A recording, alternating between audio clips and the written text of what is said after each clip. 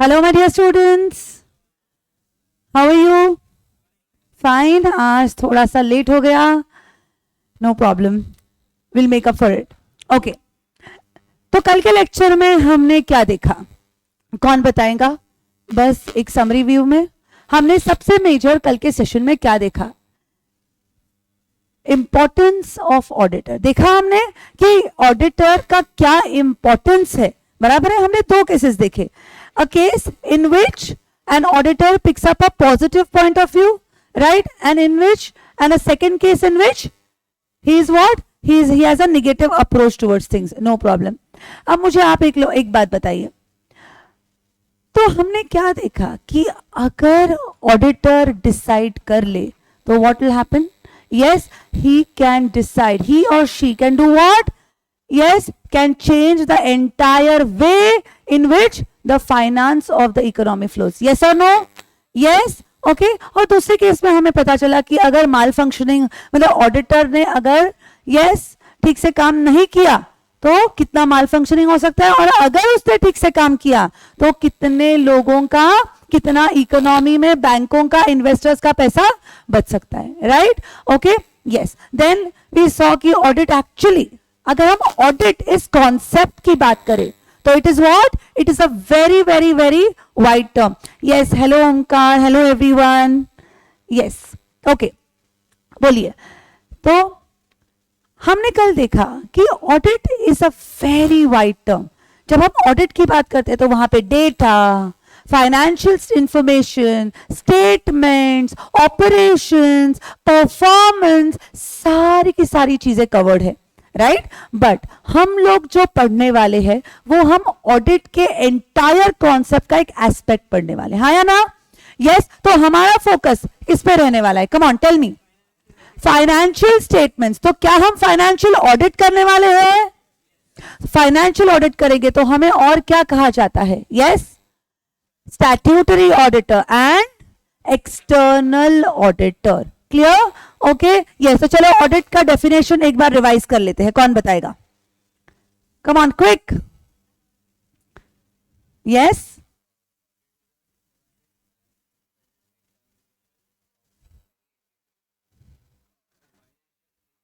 Okay.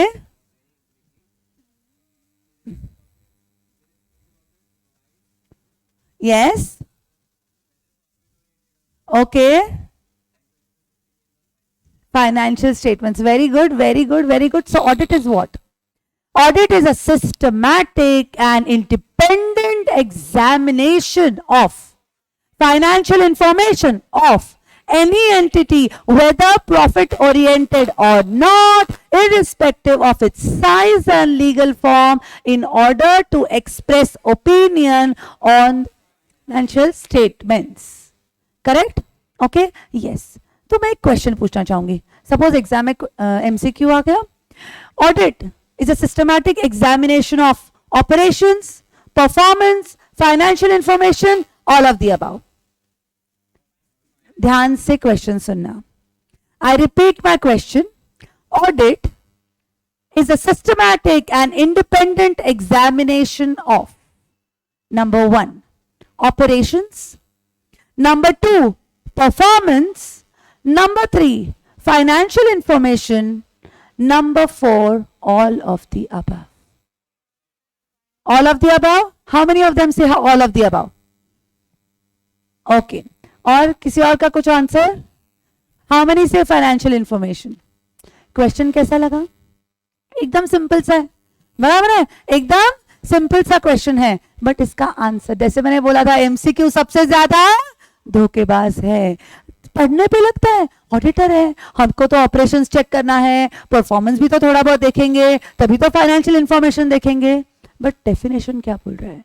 Definition क्या बोल रहा है? Systematic independent examination of financial information. ICAI बहुत अच्छे से जानता है बच्चे कहाँ मिस्टेक करते हैं. कोई डिफिकल्ट क्वेश्चन होता है ना तो हम पूरा ध्यान से उस क्वेश्चन को पढ़ के अच्छे से भी will give the answer. But the moment the question gets easier, our brain gets lenient. यही एमसीक्यू में, यहीं पे हम लोग मिस्टेक करते हैं. देखने के बाद ऑप्शंस लगा है, ऑल ऑफ द अबव ही आंसर होना चाहिए.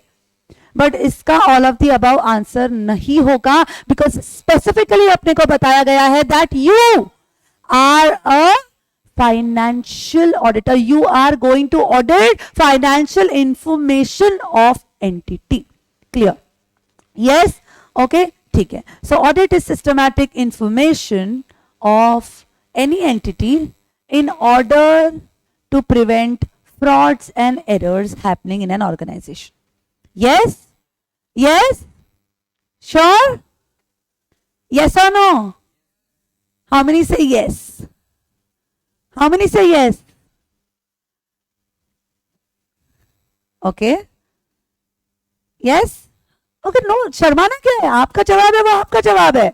Yes, come on. How many say yes? I repeat.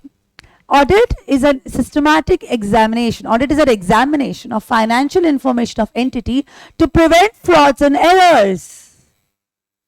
Yes or no? सबका अपना इंडिविजुअल आंसर है, जिसकी जो थिंकिंग है उसने आंसर दो. हाउ मेनी से यस? यस? हाउ मेनी से यस? ओके. हाउ मेनी से नो? ओके, बाकी जो नहीं है वो तो नो ही बोल रहे हैं. ओके. अब मुझे बताओ, हमने डेफिनेशन में क्या पढ़ा है? In order to express opinion on financial statements. फिर आप लोग मुझे बताओ कि आप लोगों ने यस क्यों बोला to prevent frauds and errors?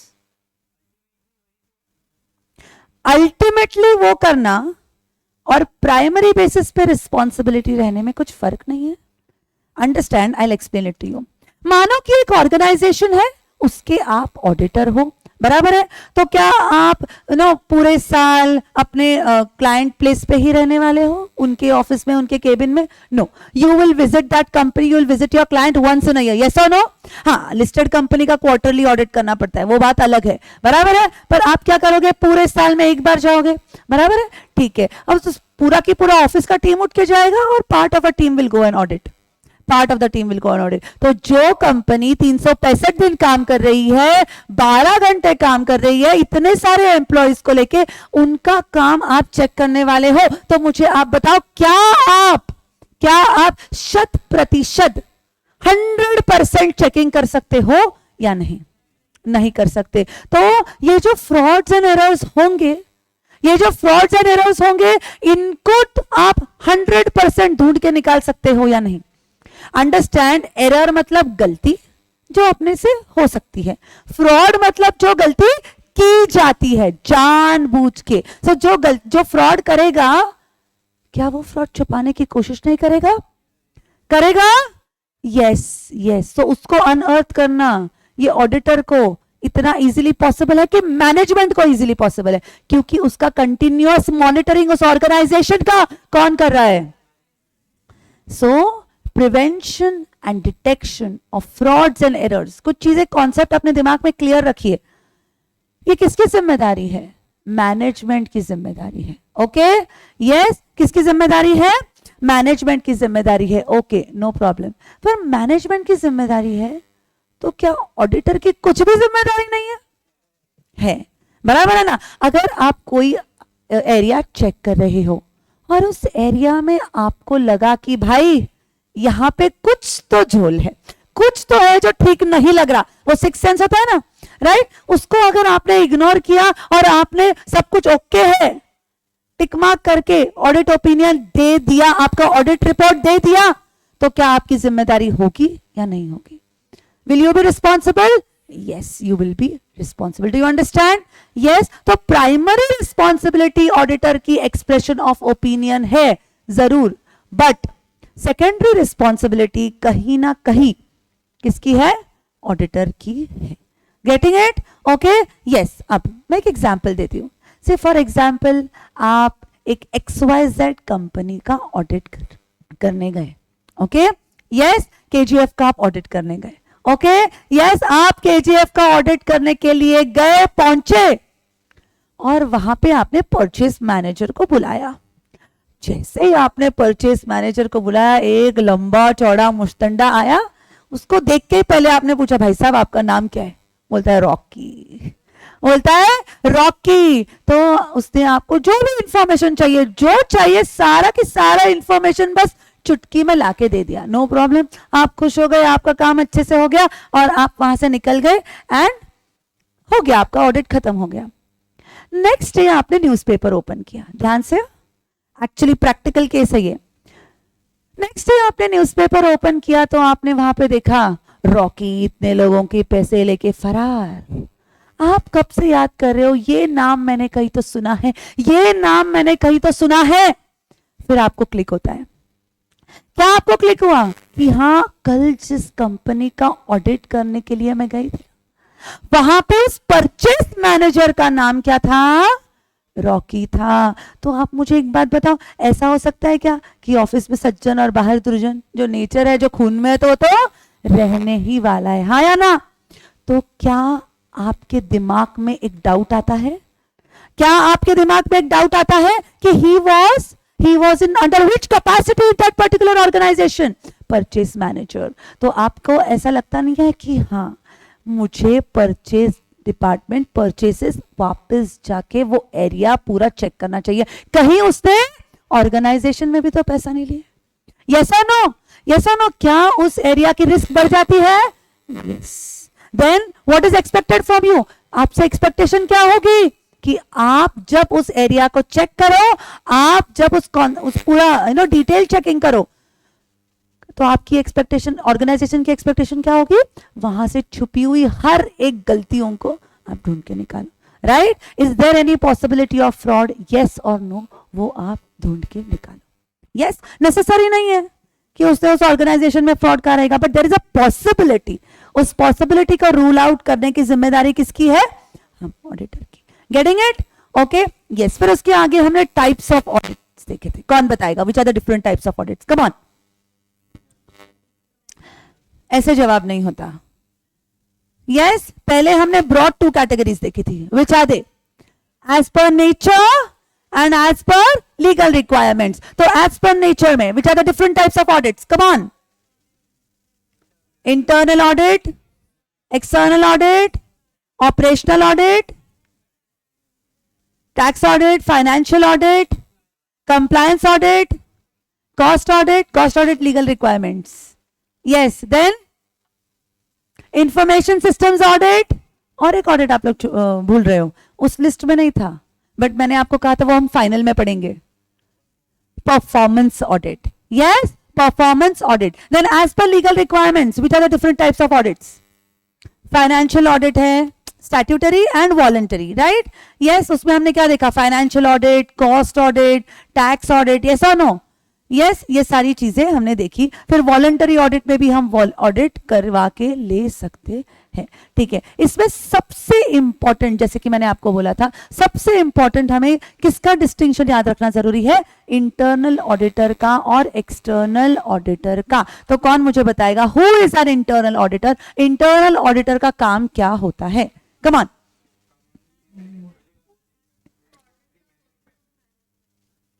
Okay, for management, yes,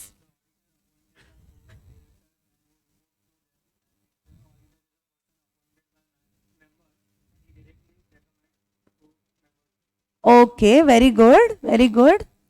yes, तो हमने देखा कि एक्चुअली क्या होता है कि हर ऑर्गेनाइजेशन के डिपार्टमेंट्स होते हैं, हर डिपार्टमेंट्स के एसओपीज होते हैं, उस डिपार्टमेंट को as per the standard operating procedure काम करना पड़ता है, हाँ या ना।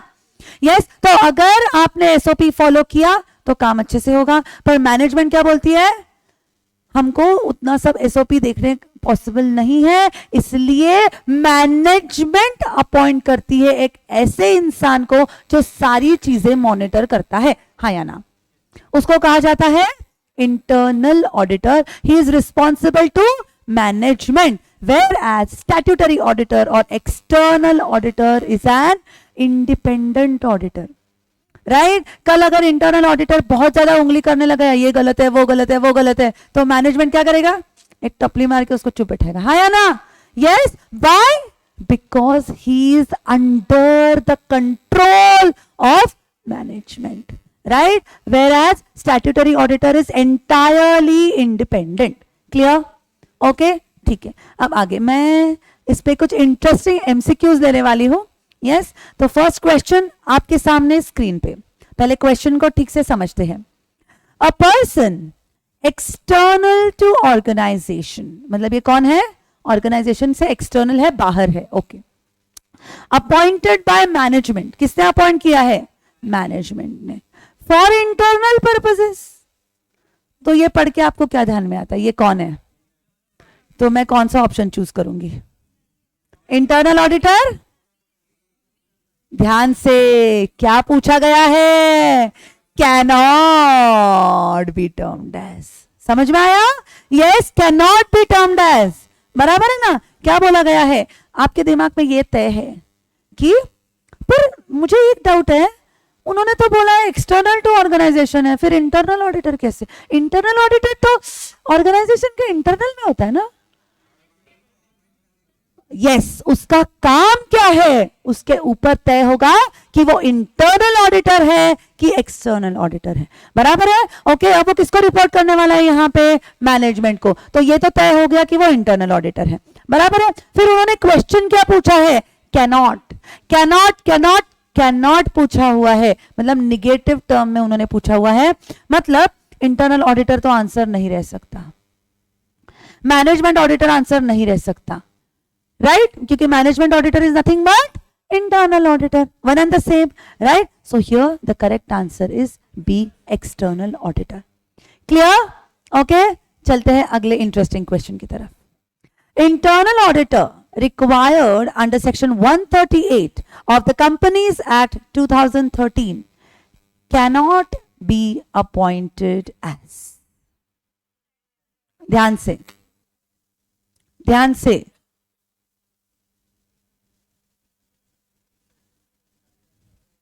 cannot be appointed as, sure, 100%, okay. क्यों, क्योंकि इंटरनल ऑडिटर और स्टैट्यूटरी ऑडिटर सेम, रीजन क्या है, क्यों सेम नहीं हो सकते, yes, what is the reason, statutory auditor are independent and they have to report to the users of financial statements, whereas internal auditor has to report to the management, right, बराबर है। तो focus of work and focus of responsibility entirely different है, इसलिए internal auditor cannot be appointed as statutory auditor, okay, yes। अगला question आपके screen पे, इसका जवाब आपको मुझे देना है, come on।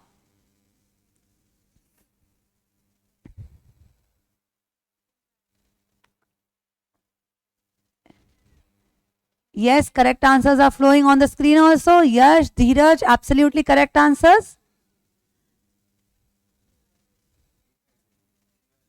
क्या बोल रहे हो, श्योर, 100%, क्या बोला गया है, PBT limited appointed miss PBT as chief internal auditor of company on salary of ₹2 lakh per month, मतलब उन्होंने क्या किया है, पीबीटी को इंटरनल ऑडिटर के तौर पे अपॉइंट किया है, ठीक है। Also as statutory auditor, yes, मतलब एक ही ऑडिटर है, उन्होंने क्या सोचा, डबल डबल पैसा क्यों खर्च करो, इंटरनल ऑडिटर को ही स्टैट्यूटरी ऑडिटर बना लो, right, yes. Is it valid, is it allowed under the companies act 2013? No, it is not allowed, so here the appointment is invalid, okay, yes. And the next question on your screen, come on. X Limited appointed Messrs PBT and Associates CA firm as its auditor for ₹5 lakhs. Messrs PBT and Associates would be termed as external auditor, पक्का, सोच के जवाब दो, lock किया जाए, पक्का, external auditor,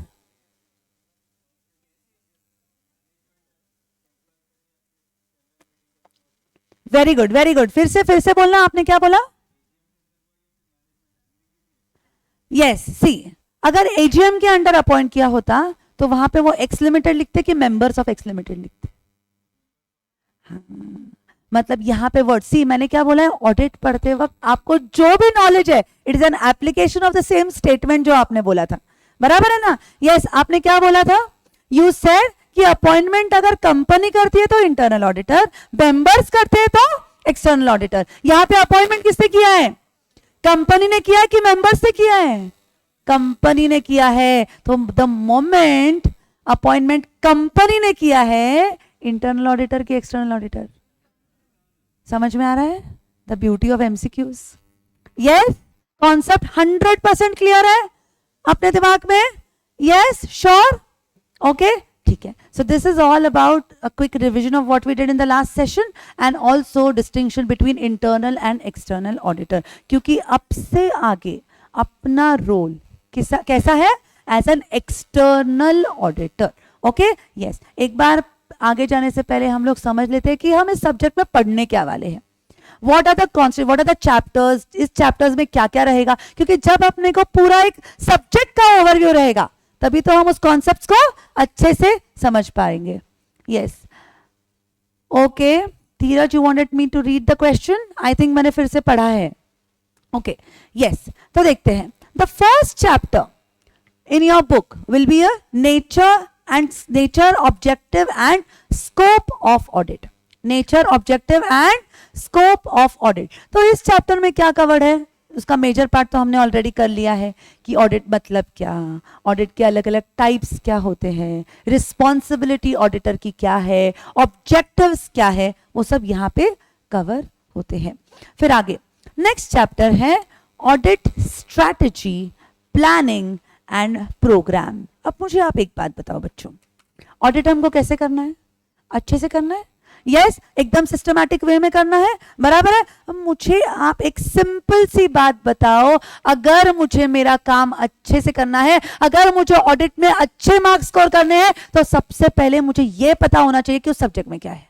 हाँ या ना? राइट? तो मुझे अगर किसी क्लाइंट का ऑडिट अच्छे से करना है तो सबसे पहले I need to know my client. Yes और नो? उसकी स्ट्रैटेजी क्या है, उसके ऑब्जेक्टिव्स क्या है, उसका उसके पॉलिसीज क्या है, उसके एम्प्लॉयज कैसे है। हाँ या ना? यस और नो? यस। फिर एक बार अगर मैं अपने क्लाइंट को समझ लूं, उसके बाद मैं डिसाइड कर सकती हूं कि मुझे किस प्रकार का ऑडिट करना है। ठीक है? Okay, no problem. अब मैंने डिसाइड कर लिया कि मुझे ऑडिट करना है, तो सबसे पहले मैं क्या बनाऊंगी? एक स्ट्रैटेजी, एक प्लान बनाऊंगी।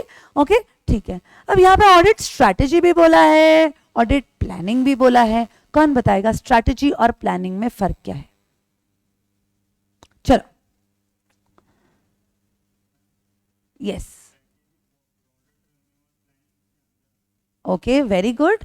ओके, इसको एक्सप्लेन करने के लिए ना मैं एक कॉन्सेप्ट आपको याद दिलाऊंगी। क्या आपको एमओए और एओए ऐसा कुछ सुना है?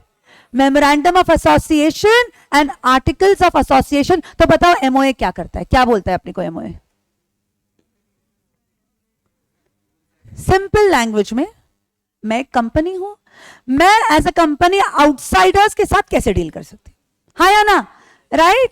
ओके, मतलब एक बाउंड्री, एक लक्ष्मण रेखा बना दी है एमओए ने। हाँ या ना? यस। और आर्टिकल्स ऑफ एसोसिएशन क्या बोलता है कि आपको उस बाउंड्रीज के अंदर कैसा बिहेव करना है। हाँ या ना?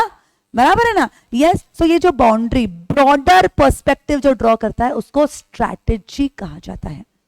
मतलब अगर कोई क्लाइंट अपने को अप्रोच करता है, राइट, तो ऐसा नहीं है कि हर क्लाइंट को हम हाँ बोल सकते हैं। हमें देखना पड़ेगा कि वो क्लाइंट कैसा है, उसको अपने से एक्सपेक्टेशंस क्या है, मुझे किस प्रकार का स्टाफ भेजना पड़ेगा, कितना टाइम देना पड़ेगा उस क्लाइंट को। हाँ या ना? सब चीजें एनालाइज करने के बाद मैं डिसाइड करूंगी कि मुझे वो ऑडिट लेना है या नहीं लेना है। हाँ या ना? Right? So what does audit strategy से, कि हमको कैसा ऑडिट करना है, उसका नेचर क्या होना चाहिए। बराबर है ना? हम कितना वक्त उस एक क्लाइंट को दे सकते हैं, बराबर, क्योंकि बाकी क्लाइंट्स पे तो नाइंसाफी नहीं होनी चाहिए। हाँ या ना? सो टाइमिंग ऑफ ऑडिट डिसाइड करता है, और कितना डिटेल में मुझे चेक करना पड़ेगा, एक्सटेंट ऑफ ऑडिट क्या होगा। So audit strategy tells us the nature, timing, extent of audit, the entire पूरा ऑडिट जो हमको करना है, उसका नेचर, टाइमिंग, एक्सटेंट अपने को बताता है ऑडिट स्ट्रैटेजी। एज अगेंस्ट हमने डिसाइड कर लिया कि चलो ये क्लाइंट है, इसका हमको ऑडिट लेना है, हमने उसको हाँ बोल दिया, ओके, सब कुछ कॉन्ट्रैक्ट साइन हो गया, अग्रीमेंट साइन हो गया, नो प्रॉब्लम। अब आगे यस, अब हमको क्या करना है, एक्चुअल ऑडिट करना है।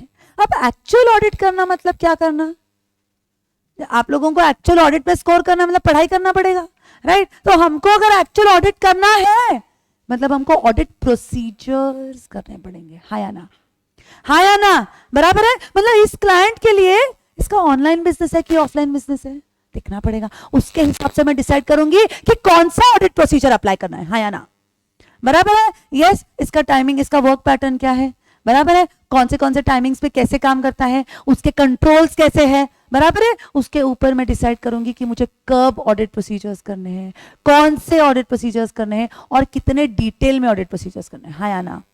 सो प्लानिंग मुझे बताता है what is the nature, timing, extent of audit procedures. समझ में आया? यस और no? Do you understand the difference? Strategy broad outlook दे रहा है कि इस क्लाइंट को मुझे कितने दिन में सल्टाना है और प्लान मुझे बता रहा है सल्टाना है ना तो क्या क्या करना है, कैसे कैसे करना है, कितने डिटेल में करना है। समझ में आया?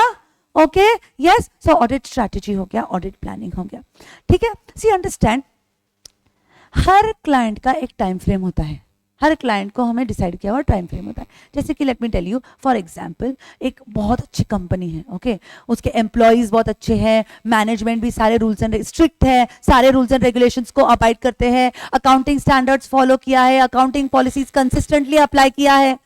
तो अब मुझे बताओ क्या इसके फाइनेंशियल स्टेटमेंट्स अच्छे रहेंगे कि नहीं रहेंगे? इसमें कुछ पंगा रहेगा? ज्यादा नहीं रहेगा। तो क्या मुझे कम टाइम लगेगा कि ज्यादा टाइम लगेगा? रिस्क ज्यादा रहेगा कि कम रहेगा? चेकिंग ज्यादा करना पड़ेगा कि कम करना पड़ेगा? वही अगर उसके अगेंस्ट बदमाश कंपनी रहा तो क्या है, हर चीज क्या करना पड़ेगा, फूक फूक के मुझे देखना पड़ेगा जो डॉक्यूमेंट दिया है, जो इंफॉर्मेशन दिया है वो करेक्ट है या नहीं, वो रिलायबल है या नहीं, बराबर है? वो मुझे देखना पड़ेगा, हाँ या ना, यस और नो? तो रिस्क कम है कि ज्यादा है? तो काम ज्यादा करना पड़ेगा कि कम करना पड़ेगा? ज्यादा करना पड़ेगा। Extent of checking would be more. Do you understand? Yes. तो फिर ये है audit strategy and audit plan. फिर ये ऑडिट प्रोग्राम क्या है? ऑडिट प्रोग्राम मतलब हमने डिसाइड कर लिया कि अपने को ए ऑडिट प्रोसीजर करना है, तो ये ऑडिट प्रोसीजर कौन करने वाला है, कब जाएगा, कितने दिन में खत्म होना चाहिए, उसके ऑब्जर्वेशंस क्या है, उसका हम एक चेकलिस्ट बनाते हैं ना, यस और नो, पूरा डिटेल्ड, राइट? उसको कहा जाता है ऑडिट प्रोग्राम। समझ में आया? Okay, yes. So next chapter हम जो पढ़ेंगे वो है audit strategy, audit planning and audit programme. उसके बाद आया audit documentation and audit evidence. What is meant by documentation? What is audit documentation? And why is it important? Yes? कोई guess कर सकता है? फिर से you are nearer the answer. Correct. जो भी हमने चेक किया उसका हमारे पास प्रूफ होना चाहिए। मुझे एक बात बताओ, एक सिंपल सी बात बताओ, हम ऑडिट करने वाले हैं, मतलब हम ओपिनियन ऑन फाइनेंशियल स्टेटमेंट्स देंगे, राइट? एक दिन प्राइम मिनिस्टर स्क्रीन पे आते हैं और हाथ ऊंचा करके बोलते हैं आज से दुकानें बंद, आज से यस घर से बाहर निकलना बंद, बराबर है? आज से लॉकडाउन जारी, राइट? वैसे ही हमने हाथ ऊंचा करके बोला हाँ ये कंपनी तो बहुत अच्छी है, बहुत अच्छी है, तो पूरी दुनिया मानने वाली है। Why? Because you need evidence, you need evidence. आपके पास प्रूफ होना चाहिए कि अगर आप बोल रहे हो कि ये कंपनी अच्छी है तो क्यों अच्छी है, बुरी है तो क्यों बुरी है, राइट? अब इसमें एविडेंस मतलब क्या रहेगा?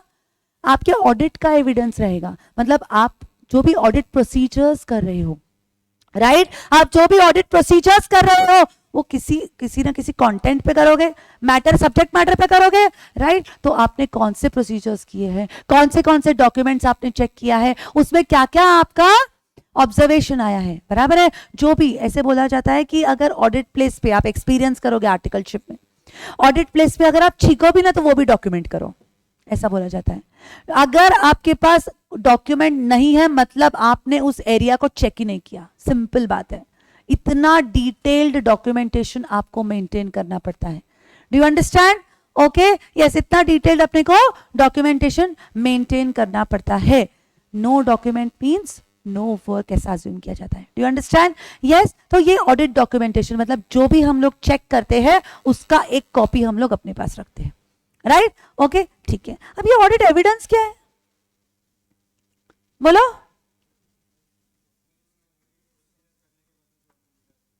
यस, हमने ऑडिट प्रोसीजर्स किया, हमने डॉक्यूमेंट्स मंगाए, हमने सब कुछ चेक किया, ऑडिट डॉक्यूमेंटेशन चेक किया, उससे हमारे जो कंक्लूजन्स आए, उससे हमको जो समझ में आया क्या करेक्ट है, क्या इनकरेक्ट है, क्या सही है, क्या क्या कितना डिटेल में हुआ है. Do you understand? यस, उसको कहा जाता है ऑडिट एविडेंस. समझ में आया? यस. यस, तो एक फ्लो है. पहले हम लोग ऑडिट मतलब क्या समझे, फिर ऑडिट स्ट्रैटेजी, प्लानिंग, प्रोग्राम, फिर audit documentation and audit evidence. अब यहाँ पे अगर आप देखोगे तो इनमें ये सारे स्टैंडर्ड्स कवर्ड है. तो जब हम ये चैप्टर करेंगे तो हम लोग इतने सारे स्टैंडर्ड्स भी करेंगे उस चैप्टर के अंदर ही. ओके, अब आगे है risk management and internal control. Okay, yes, जैसे कि मैंने आपको एग्जाम्पल दिया, रॉकी भाई क्या किया, पैसे लेके फरार हो गया. तो मुझे एक बात बताओ, the moment I read this news, क्या मुझे मेरा ऑडिट का अप्रोच चेंज करने की जरूरत है? क्या मेरा नजरिया तुरंत बदल जाता है? क्या मुझे रिस्की, वो पर्टिकुलर एरिया रिस्की लगने लग जाता है? Yes. Do you understand? So हम बेसिकली जब ऑडिट करते हैं तो हमको क्या करना है, हमको देखना है कि रिस्क कितना इन्वॉल्व है और कितना इन्वॉल्व नहीं है. Clear? Yes. Okay, so risk actually management लिखा है, it should be risk assessment. Okay, risk assessment and internal control, कितना रिस्क इन्वॉल्व है. ओके, ठीक है. अब ये तो हो गया रिस्क असेसमेंट की बात. अब अगला पार्ट ऑफ द चैप्टर सबसे इंपॉर्टेंट, इंटरनल कंट्रोल. अब आप लोगों को इंटरनल कंट्रोल के बारे में क्या पता है? Come on.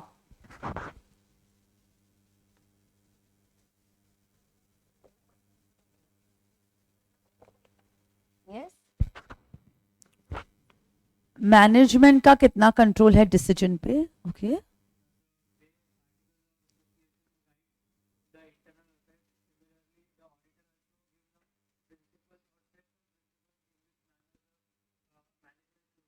ओके. तो यस, योर गुड नेम. जय says auditor gives a set of rules to management. उन्होंने अपना काम कैसे करना चाहिए. अब मुझे एक बात बताओ, बिजनेस किसका है? मैनेजमेंट का कि ऑडिटर का? मैनेजमेंट का. फिर कंट्रोल्स किससे सेट करना चाहिए? काम किससे करके लेना चाहिए? कंट्रोल्स अच्छे हैं कि बुरे हैं ये किससे चेक करना चाहिए? मैनेजमेंट ने कि ऑडिटर ने? कहीं से आवाज आया ऑडिटर. क्यों? ऑडिटर का काम क्या है? फाइनेंशियल इंफॉर्मेशन को चेक करना. ऑडिटर का काम क्या है? फाइनेंशियल इंफॉर्मेशन को चेक करना. फिर ये इंटरनल कंट्रोल सेट कौन करना चाहिए? मैनेजमेंट ने करना चाहिए. जो कंट्रोल्स हमने सेट किए हैं वो एक्चुअली ऑपरेट हो रहे हैं या सिर्फ ऑन पेपर है, ये किससे चेक करना चाहिए? मैनेजमेंट ने चेक करना चाहिए. बराबर है? पूरी की पूरी जिम्मेदारी मैनेजमेंट की है, हमारी जिम्मेदारी ऑडिट करने की है. समझ में आया? ओके, ठीक है. अब मैं आपको इसको ना आई इलैबोरेट इट अ बिट. अब हम ऑडिटर हैं, हमको ऑडिट करना है. हम ऑडिट किसका करने वाले हैं? फाइनेंशियल स्टेटमेंट्स का. बराबर है? मानो कि एक कंपनी है, उसका हमको ऑडिट करना है, ऑडिट फाइनेंशियल स्टेटमेंट्स का करना है. तो अब मुझे बताओ, ये फाइनेंशियल स्टेटमेंट्स बनाता कौन है? Accounting and finance department. हाँ या ना? ओके, ठीक है. अब अकाउंटिंग एंड फाइनेंस डिपार्टमेंट में जो लोग हैं वो सारे के सारे डिटेल्स लेते हैं, डेटा लेते हैं, स्टेटमेंट्स लेते हैं और उसके बेसिस पे वो लोग फाइनेंशियल स्टेटमेंट्स बनाते हैं. अब ये जो फाइनेंशियल स्टेटमेंट, फाइनेंस का डिपार्टमेंट है, अगर ये डिपार्टमेंट अपना काम अच्छे से ना करता हो या तो फिर इनके ऊपर जो कंट्रोल्स है वो अच्छे से ना हो, तो क्या फाइनेंशियल स्टेटमेंट्स अच्छे से बन पाएंगे? क्या हम उन फाइनेंशियल स्टेटमेंट्स पे रिलाई कर सकते हैं? क्या बताओ मुझे, कर सकते हैं क्या? नहीं कर सकते. अगर हम उन फाइनेंशियल स्टेटमेंट्स पे रिलाई ही नहीं कर सकते तो क्या हमारा ओपिनियन भी करेक्ट रहेगा? क्या यस और नो? नहीं रहेगा. इसके लिए basic responsibility of setting up internal controls and running of internal controls किसकी है? मैनेजमेंट की जिम्मेदारी है। बट एज एन ऑडिटर मुझे अपनी आंखें खुली रख के देखना है कि जो कंट्रोल्स इस ऑर्गेनाइजेशन में है वो क्या है, मजबूत है या नहीं। क्योंकि अगर कंट्रोल्स मजबूत होंगे मतलब क्या मैं रिलाई कर सकती हूं, तो क्या रिस्क ज्यादा होगा कि कम होगा? कम होगा। अगर रिस्क कम होगा तो मेरा एक्सटेंट ऑफ चेकिंग कैसे होगा? रिस्क कम तो एक्सटेंट ऑफ चेकिंग कम होगा। बट अगर कंट्रोल्स मजबूत नहीं है तो फिर क्या होगा? Come on tell me. Risk ज्यादा रहेगा, रिस्क ज्यादा रहेगा तो एक्सटेंट ऑफ चेकिंग मतलब इसका मतलब इंटरनल कंट्रोल्स के हेल्थ कैसी है, स्ट्रॉन्ग है कि वीक है, ये डायरेक्टली इंपैक्ट करेगी अपने एनटीई ऑफ ऑडिट पे, हाँ या ना। इसलिए यहां पे इंटरनल कंट्रोल हमको सीखना और एनालाइज करना जरूरी है। समझ में आया? ये सेटअप करना अपना काम नहीं है। समझ में आया? सेटअप करना अपना काम नहीं है। अगर मैनेजमेंट चाहती है कि एक चार्टर्ड अकाउंटेंट आए और सिस्टम पूरा सेट करे तो वो इंटरनल ऑडिटर होगा, हम नहीं। हम स्टैट्यूटरी ऑडिटर हैं। हम सिर्फ आपके कंट्रोल्स की हेल्थ कैसी है, अच्छी है कि बुरी है, वो देखेंगे, क्योंकि उसके हिसाब से हमको कौन से प्रोसीजर्स करने हैं, कितने डिटेल में चेक करना है, उस पर डिपेंड करता है। इसलिए क्लियर एवरीवन? सो अपना नेक्स्ट चैप्टर है risk assessment and internal control. चलेंगे आगे?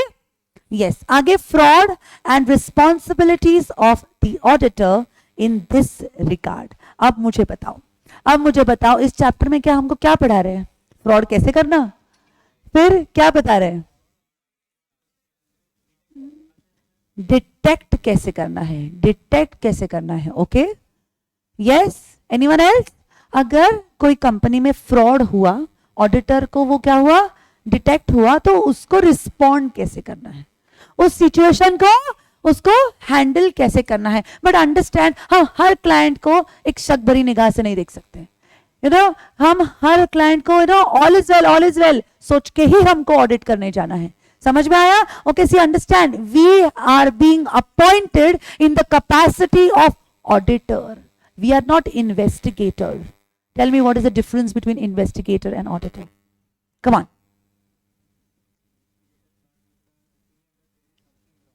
Yes, very good.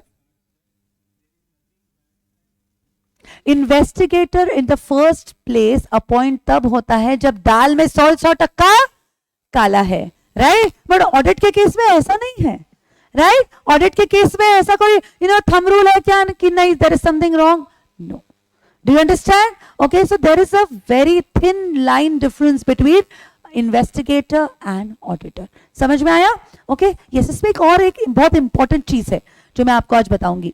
से फॉर एग्जाम्पल, आप ऑडिटर हो और आप किसी क्लाइंट प्लेस पे गए ऑडिट करने के लिए। अब आपको ऑडिट करके 3-4 साल हो गए, आप सीनियर बन गए हो, कि आपको अच्छे से पता चल जाता है। वो बोलते ना, तुरंत कुछ गड़बड़ी रहेगी समझ जाता है, बराबर है ना? ठीक है, आपने एम्प्लॉय 1 को अप्रोच किया।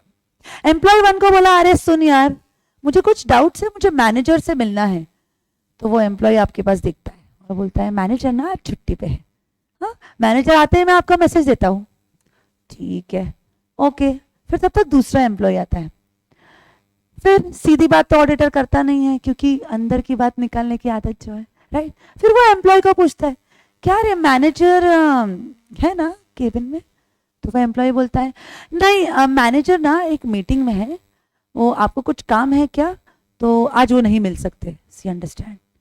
फर्स्ट एम्प्लॉय ने क्या बोला, छुट्टी पे है। दूसरा एम्प्लॉय क्या बोल रहा है, मीटिंग में है। मतलब दो एम्प्लॉयज सेम ऑर्गेनाइजेशन के अलग अलग डायरेक्शन में पॉइंट आउट करें, हाँ या ना? यस, मतलब कहना इसे two evidences are contradictory to each other.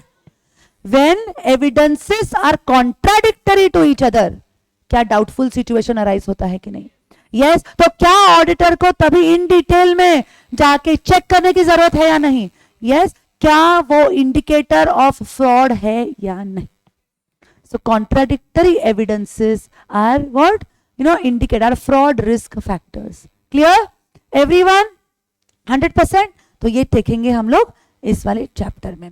चलते हैं अगले चैप्टर की तरफ, ऑडिट सैम्पलिंग। बहुत ही सिंपल सा चैप्टर है। और बहुत ही सिंपल सा कॉन्सेप्ट, सैंपल। सैंपल मतलब क्या? 100% आइटम्स चेक नहीं करना, मतलब पॉपुलेशन चेक नहीं करना है, उसमें से कुछ आइटम्स को अपने को सिलेक्ट करना है, और जो आइटम्स को हम सिलेक्ट करके चेक करते हैं उनको सैंपल कहा जाता है। वाई सैंपल क्यों ड्रॉ करना पड़ता है ऑडिट में?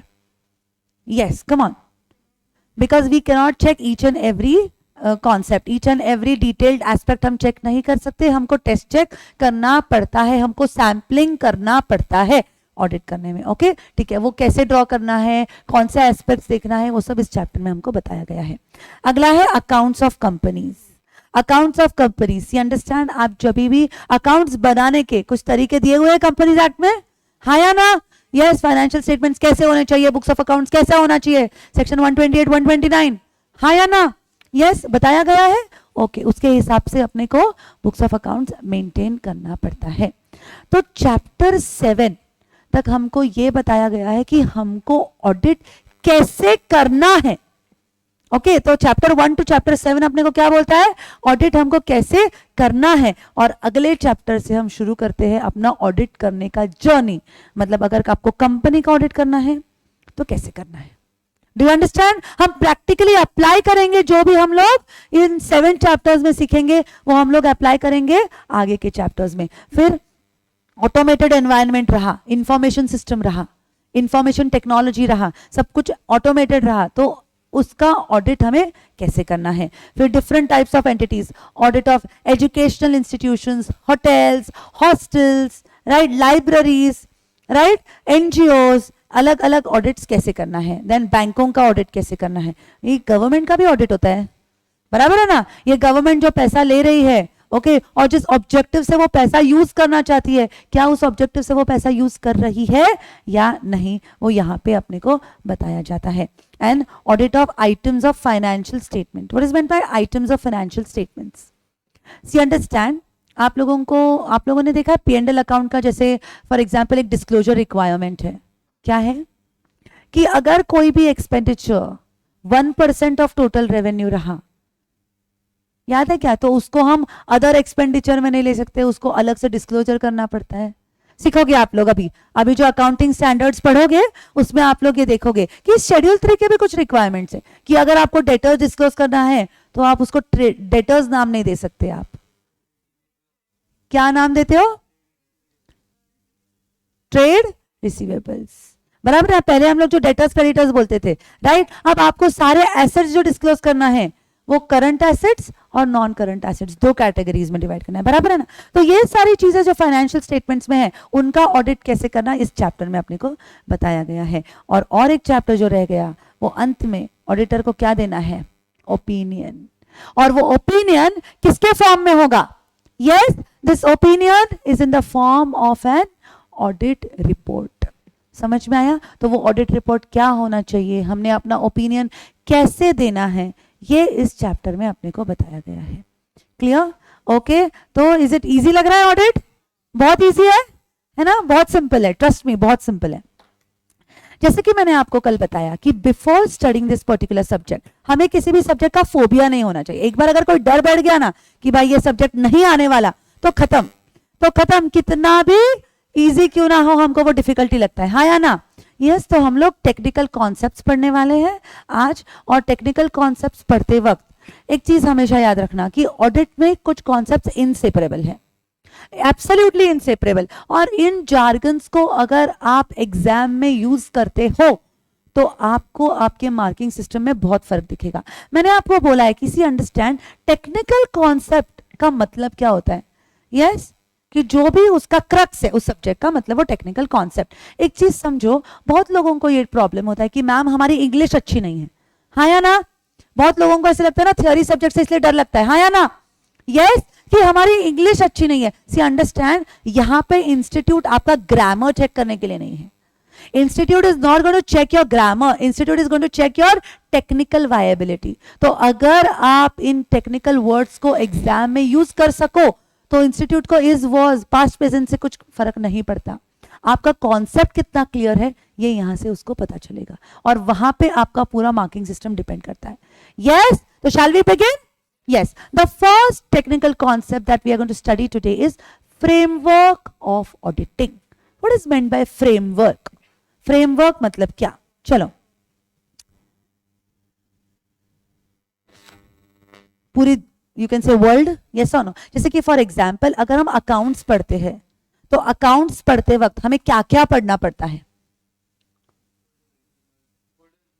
Golden rules, accounting standards, accounting policies, then companies act भी पता होना चाहिए, हाँ या ना? Yes, okay. कंपनी रहा तो कंपनीज एक्ट भी पता होना चाहिए, ठीक है, ओके. अगर आप कॉर्पोरेट लॉज पढ़ते हो तो आपको किसका नॉलेज चाहिए? Come on, companies act. उसमें कंपनी अगर लिस्टेड रही तो आपको सेबी के सारे रूल्स पता होना चाहिए, सिक्योरिटीज एक्ट पता होना चाहिए, स्कैरा पता होना चाहिए, हाँ या ना? ठीक है. फिर अगर आप इकोनॉमिक लॉस पढ़ते हो तो आपको क्या पता होना चाहिए? यस, मनी लॉन्ड्रिंग एक्ट पता होना चाहिए. Yes, economic laws, industrial laws, labour laws, हाँ या ना? यस, ओके, ठीक है. वैसे ही ऑडिट की भी अपनी एक दुनिया है. अंडरस्टैंड? जब हम ऑडिट की ऑडिटर है, ऑडिटर कैसा होना चाहिए? ओके, ऑडिटर को कौन अपॉइंट कर सकता है? कितने दिनों तक वो ऑडिट करेगा? नया ऑडिटर आपको कब अपॉइंट करना है? उसकी रिस्पॉन्सिबिलिटी क्या होगी? बराबर है ना? अगर कंपनी अपने खुद के हिसाब से ही ऑडिटर और ऑडिटर को नचाए तो फिर सत्यम जैसा केस हो जाता है, हाँ या ना? Yes, okay. तो इस ऑडिटर की भी कुछ जिम्मेदारियां हैं. ऑडिटर को भी रूल्स, रेगुलेशंस, प्रिंसिपल्स फॉलो करने हैं, वो यहां पे बताया गया है.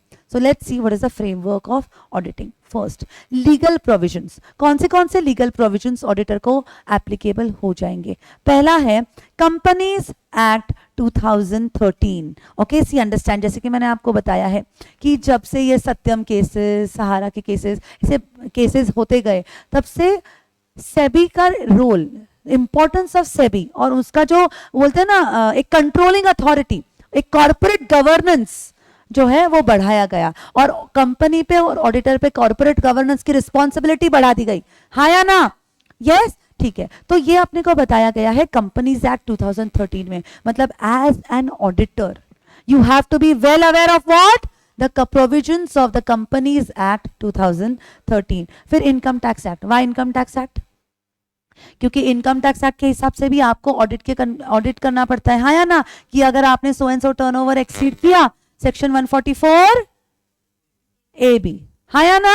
ओके, ठीक है. CGST act. पहले जीएसटी में भी ऑडिट था अंडर सेक्शन 35, बट अब वो हटा दिया गया है.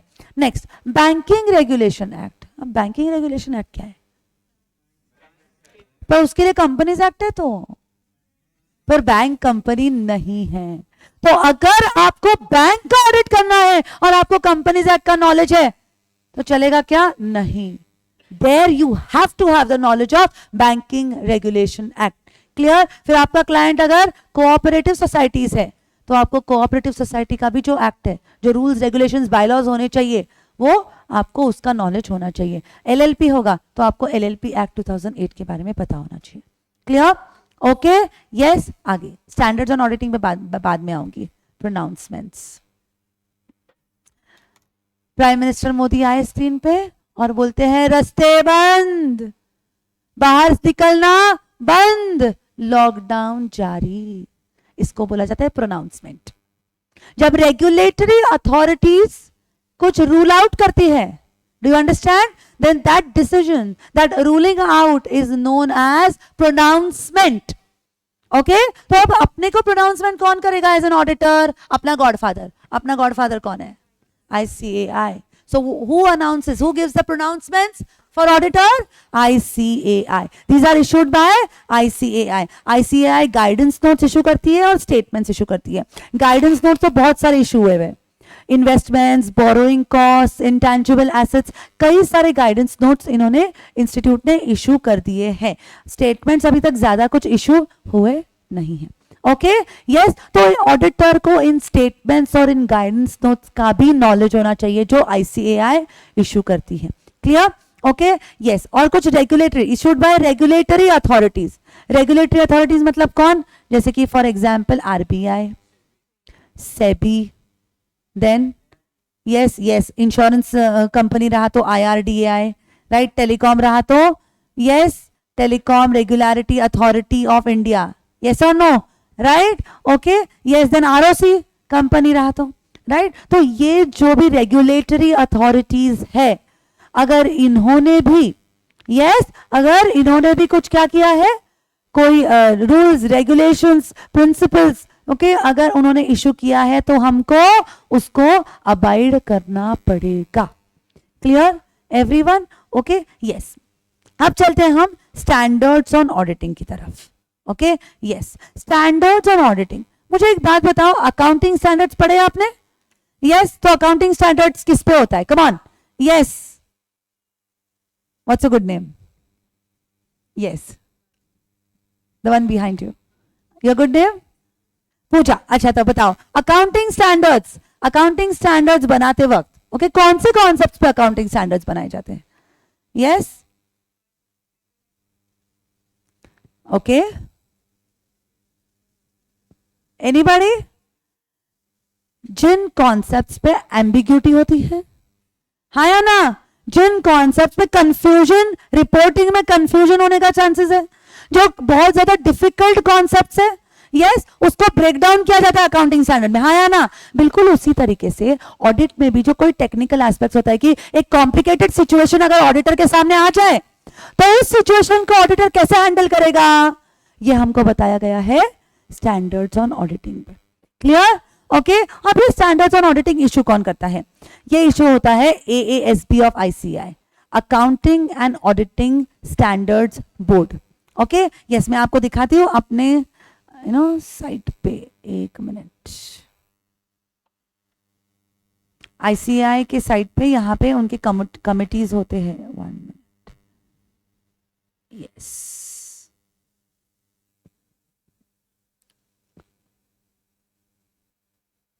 ओके यस, यहां पे दिख रहा है आपको ICAI.org, यहां पे आपको कमिटीज दिख रहा है, यस और नो? यस, अगर मैं इन कमिटीज में जाऊं तो यहां पे क्या आपको auditing and assurance standards board दिख रहा है? यस, AASB, ये जो कमिटी है ना, यस, ये जो कमिटी है ना, ये कमिटी सेट करती है सारे स्टैंडर्ड्स ऑन ऑडिटिंग। समझ में आया? यस, अब इसके अंदर देखते हैं, ये देखो यहां पे you can see what are the objectives of AASB, who are the members, क्या नॉलेज शेयरिंग होता है। फिर यहाँ पे व्हाट्स न्यू में अगर आप देखते हो, यस, यहाँ पे देखा exposure draft, implementation guide, then expert panel, new guidance note on audit of banks, दिख रहा है आपको? यस, सो ये सारे स्टैंडर्ड्स, ये सारे गाइडेंस नोट्स, इतने ये सारे स्टेटमेंट्स इशू कौन करता है? AASB of ICAI, yes, accounting and auditing standards board of ICAI। समझ में आया? ओके यस, ठीक है। अब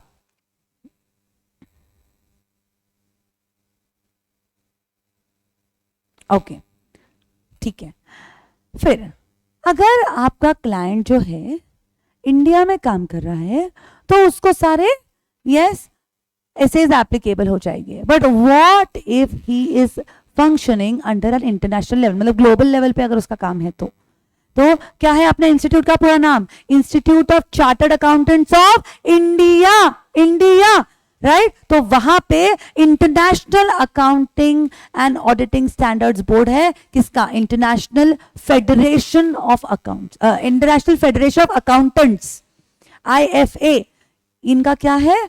IASB, और ये लोग इशू करते हैं स्टैंडर्ड्स ऑन ऑडिटिंग। समझ में आ रहा है? ओके यस, सो ये पूरा की पूरा फ्रेमवर्क है जो ऑडिटर को पता होना चाहिए। So auditor needs to know about all these legal provisions. Auditor should be well aware of all these pronouncements of ICAI as well as regulatory authorities, and also should be well versed with the standards on auditing issued by AASB and IAASB. Clear? Okay? Yes, ये इतना detail में आपके syllabus में नहीं है, but I wanted you all to know. बराबर है ना? आपको जब पता होगा तभी आप उस चीज को अच्छे से पढ़ पाओगे। यस और नो? यस, एग्जाम में कहीं पे AASB आ गया और नेक्स्ट ऑल्टरनेटिव में IAASB आ गया तो आपको कंफ्यूजन नहीं होना चाहिए। यस, ओके, चलते आगे। नेक्स्ट कॉन्सेप्ट, अब जो कॉन्सेप्ट पे मैं आपको लेके जा रही हूं वो एब्सोल्युटली इंपॉर्टेंट है।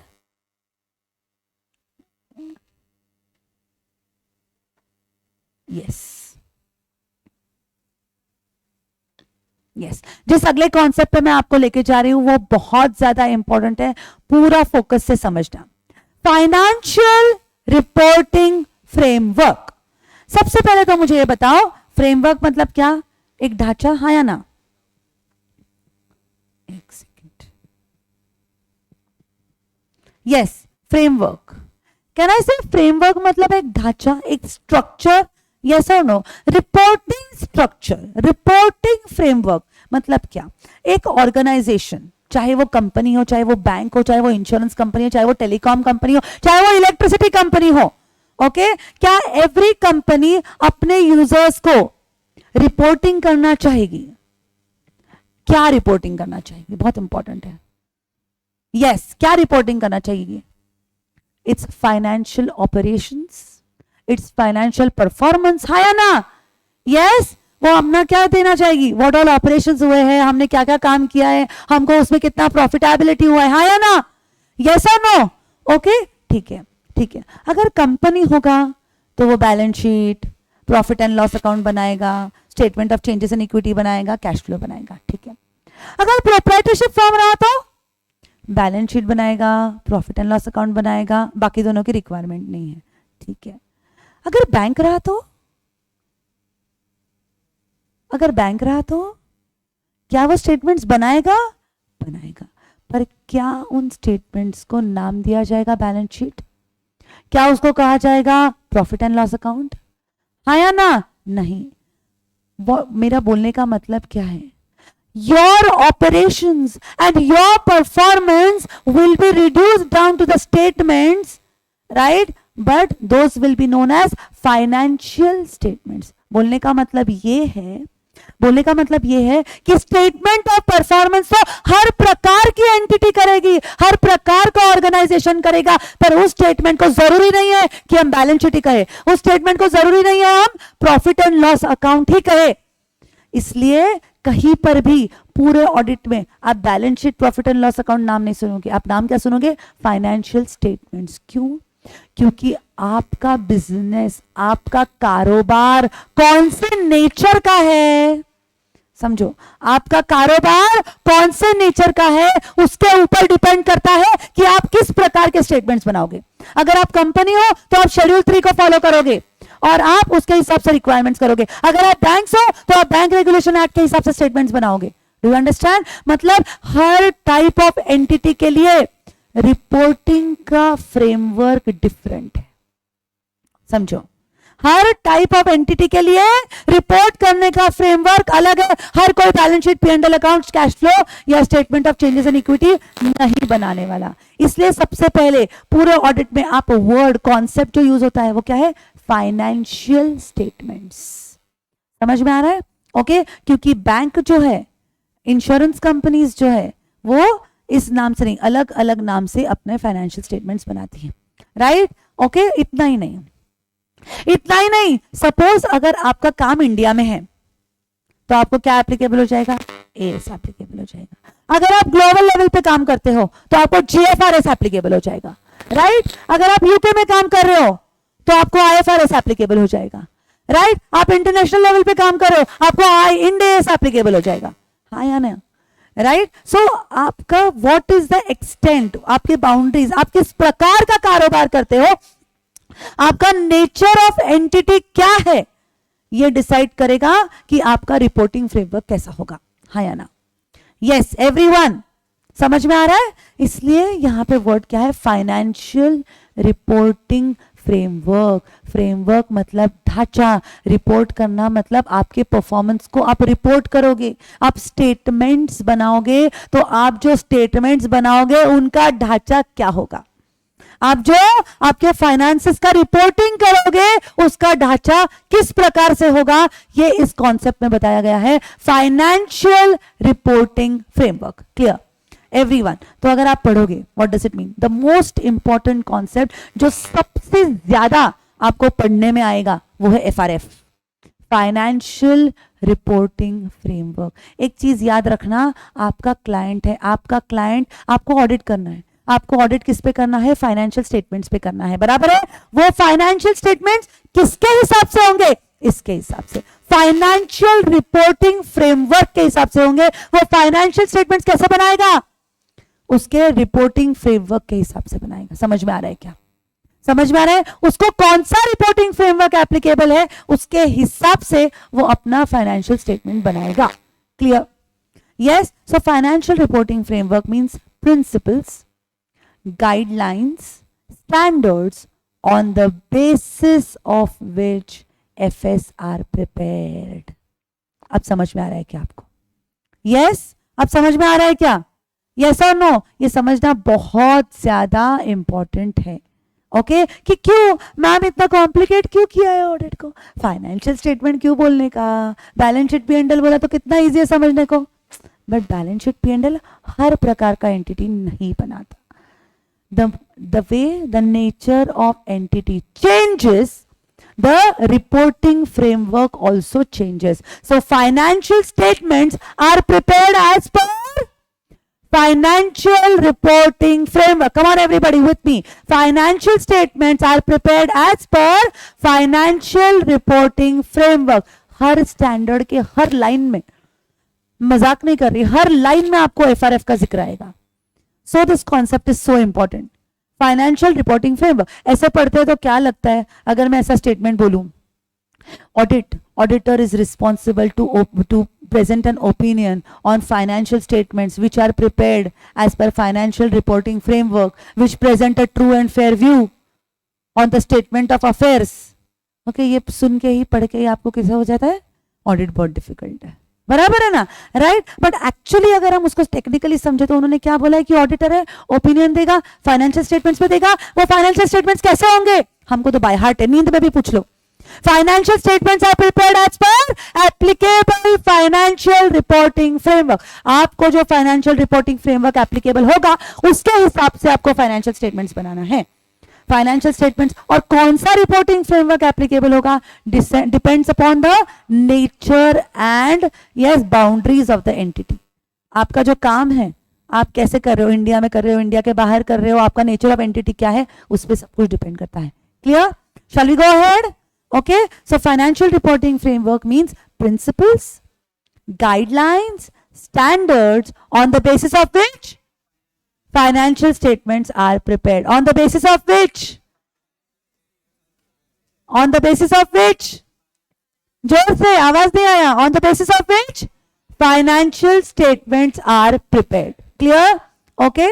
Yes. Ahead. Let's go ahead. अब देखते हैं कौन से अलग अलग प्रकार के FRFs है जो अपने को एप्लीकेबल होंगे। अब ये तो अपने को समझ में आ गया भाई, हमको ऑडिट करना है, ऑडिट फाइनेंशियल स्टेटमेंट्स का करना है और ये financial statements as per FRF होगा। अब कौन से FRF है वो भी तो पता होना चाहिए, राइट? सबसे पहले Indian GAAP, right? Yes. Then AS और IND AS।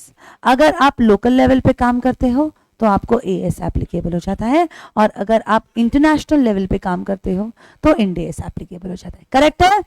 ठीक है। फिर IAS, IFRS, अगर आप यूके में काम करते हो तो IFRS एप्लीकेबल हो जाता है। अगर आप ग्लोबल ओवरऑल काम करते हो तो आपको GFRS एप्लीकेबल हो जाता है। अगर आप अमेरिका से रिलेटेड कुछ काम कर रहे हो तो US गैप एप्लीकेबल हो जाता है। Do you understand? यस। और अगर आपकी क्लाइंट कंपनी है, वो कंपनी इंडिया में रजिस्टर्ड है, इंडियन कंपनी है, तो इट इज क्या हो जाता है एप्लीकेबल? शेड्यूल 3 एप्लीकेबल हो जाता है। Clear? Yes, so these are the different ways. अब ये IFRS, AS, IND AS में बेसिकली क्या बताया है?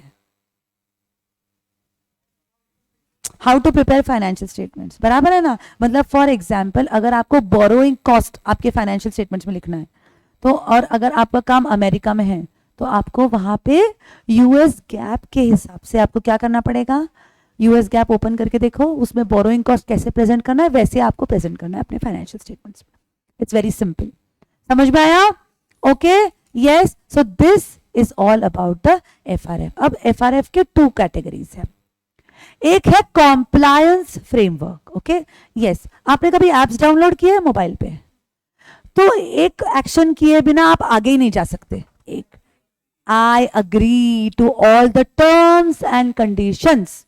अगर आपको एक कंडीशन अग्रीड नहीं है और अगर आपने टिक नहीं किया तो आप आगे जा सकते हो क्या? इसका मतलब क्या है?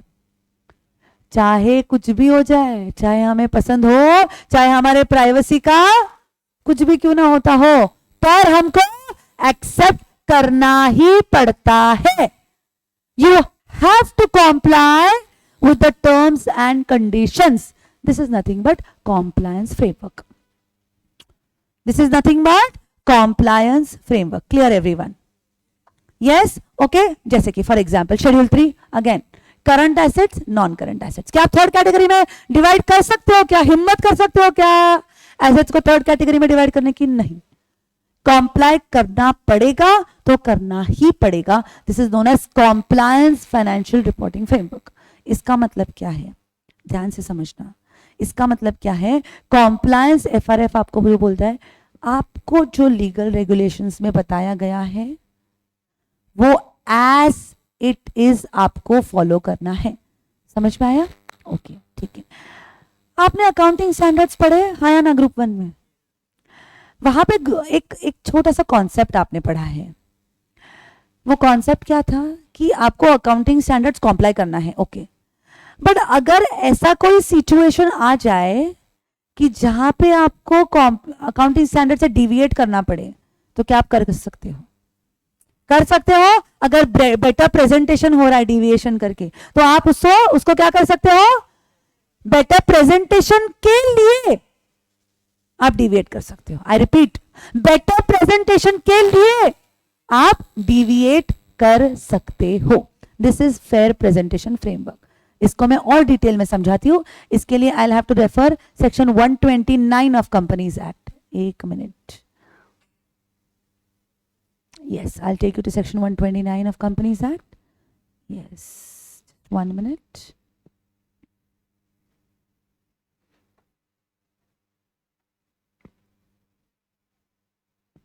Yes, here we are.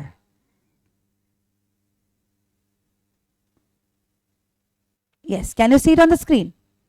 I will directly take you to the 5th provision, 129(5). Yes. Are you there, everybody, with me? Okay.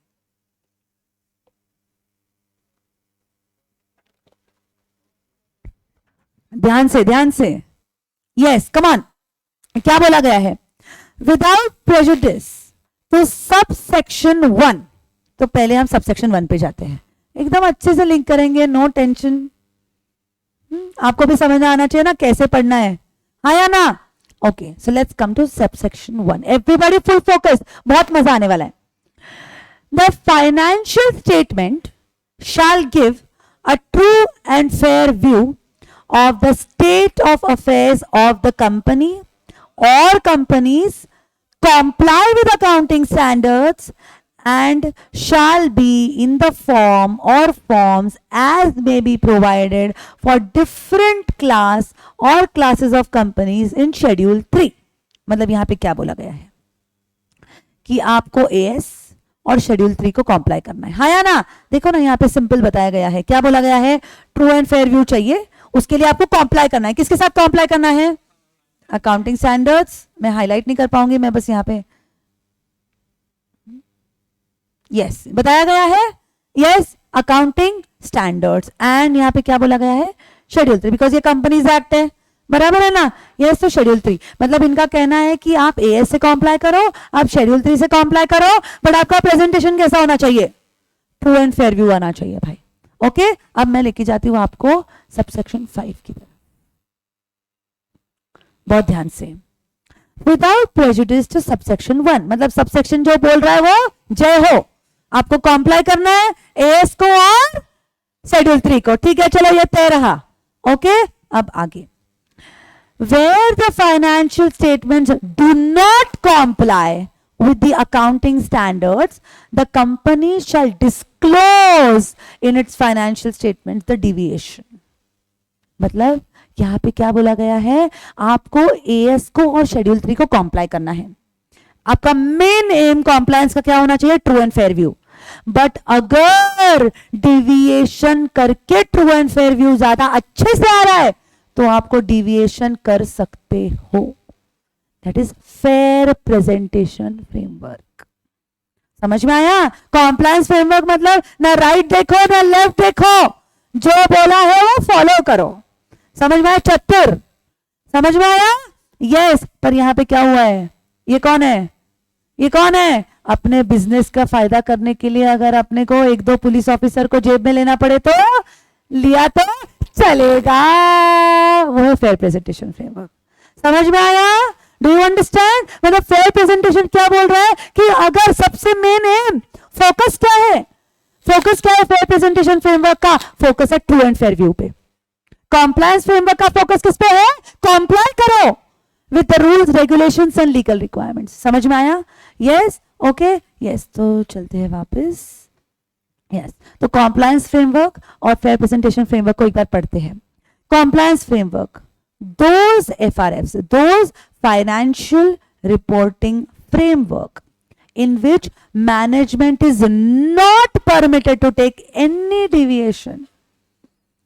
Okay, जो बोला है उसको एक्सेप्ट करो, बराबर है ना? यस, आपको जीपे से पेमेंट करना है पर आप लोकेशन ऑन नहीं करना चाहते, चलेगा क्या? नहीं चलेगा, कॉम्प्लाई आपको करना ही पड़ेगा। समझ में आया? Okay, yes. Fair presentation framework क्या बोलता है?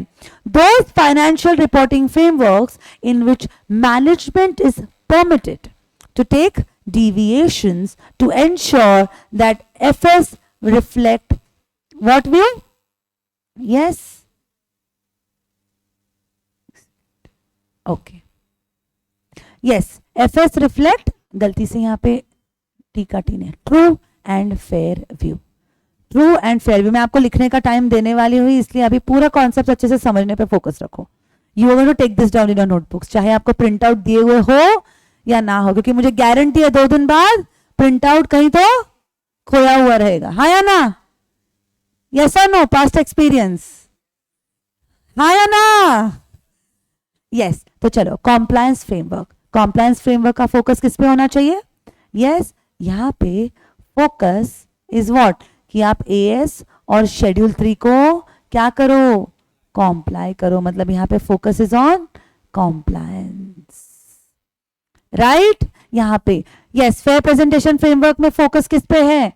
यस, कि अगर आपको ट्रू एंड फेयर व्यू के लिए अगर आपको डिविएशन भी लेना पड़े तो चलेगा, बट हमारा focus is on true and fair view. Clear? Everyone, do you understand?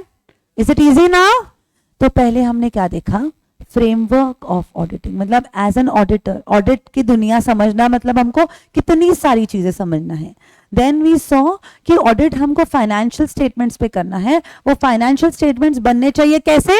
As per applicable financial reporting frameworks. तो अपने को 2 मेजर कैटेगरीज देखा हमने, ये और भी डिटेल में देखेंगे एसए 700 में। एसए 700 जो है वो ऑडिट रिपोर्ट की बात करता है, उस पर पूरा की पूरा ये और एक बार हम लोग डिटेल में ठीक से देखेंगे। ओके, यस, फिर चले आगे।